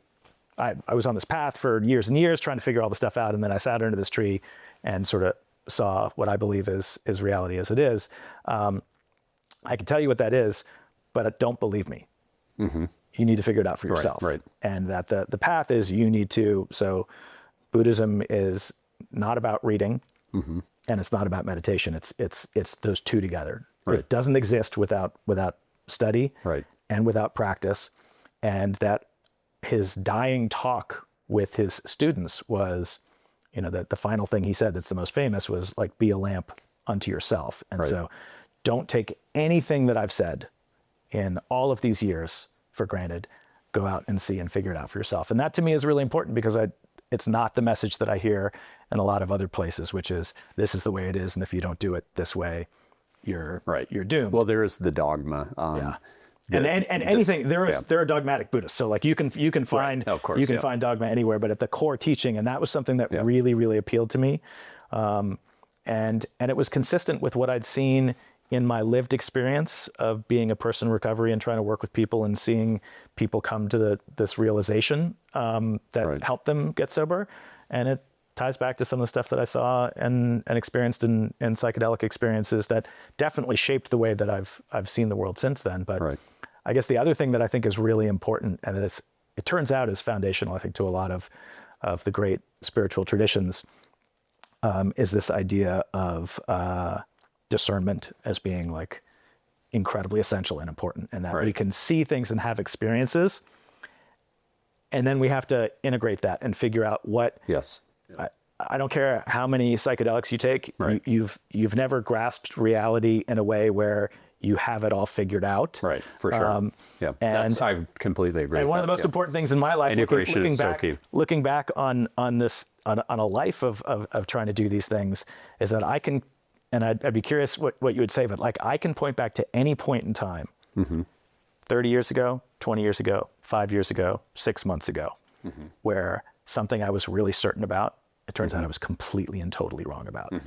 And some of the things that are most important to me in my life are things that I was completely and totally had prejudged and was wrong about, and then saw things in a different way. And those are the things that actually are most dear to me. And so if you believe that in your own experience, then the only logical conclusion, this is just like, very, very simple formal logic, is that if that's true, then I'm completely delusional right now about a whole bunch of things. So that it's impossible to believe that and not try to approach the world with humility, and also understand that like if you think you're humble, you're probably not, but like just starting with the principle of like I have to believe that I'm as wrong about as many things as I am right now as I was 10 years ago or 20 years ago or 30 years ago. I think that we need to approach it with a lot of humility.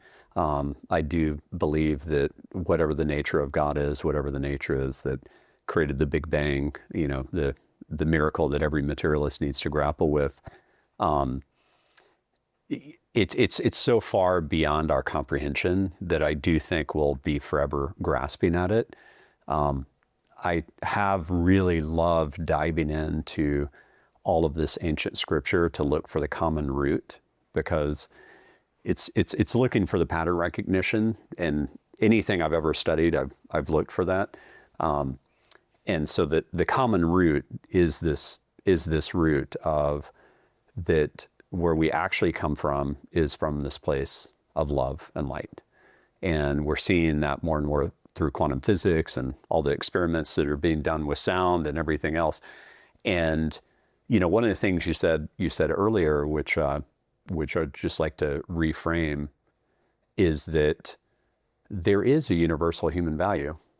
There is a universal alignment. It's just that we have like so much programming, and including in religion. One of the chapters in my book is on religion, and that programming has created a dogma of separation. Like, I love the Bhagavad Gita, but it starts out with the caste system, and I reject that frame. And there's lots of things that religion has evolved from. Like, I'm Jewish. We don't burn animals at the altar anymore. Christians don't go on violent crusades, etc.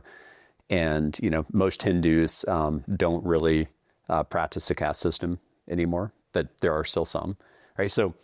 So there is an evolution underway, but I do have great faith that there is this consciousness awakening underway to awaken us back to our core nature, and that technology is the catalyst. And the question, I think, for both of us is it light that takes us there primarily, or is it darkness that takes us there primarily? Because one way or another, we're going there.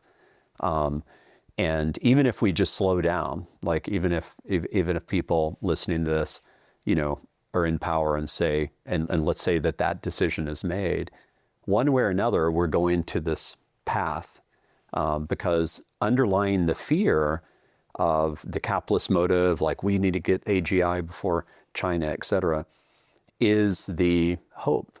There is hope too. Yep.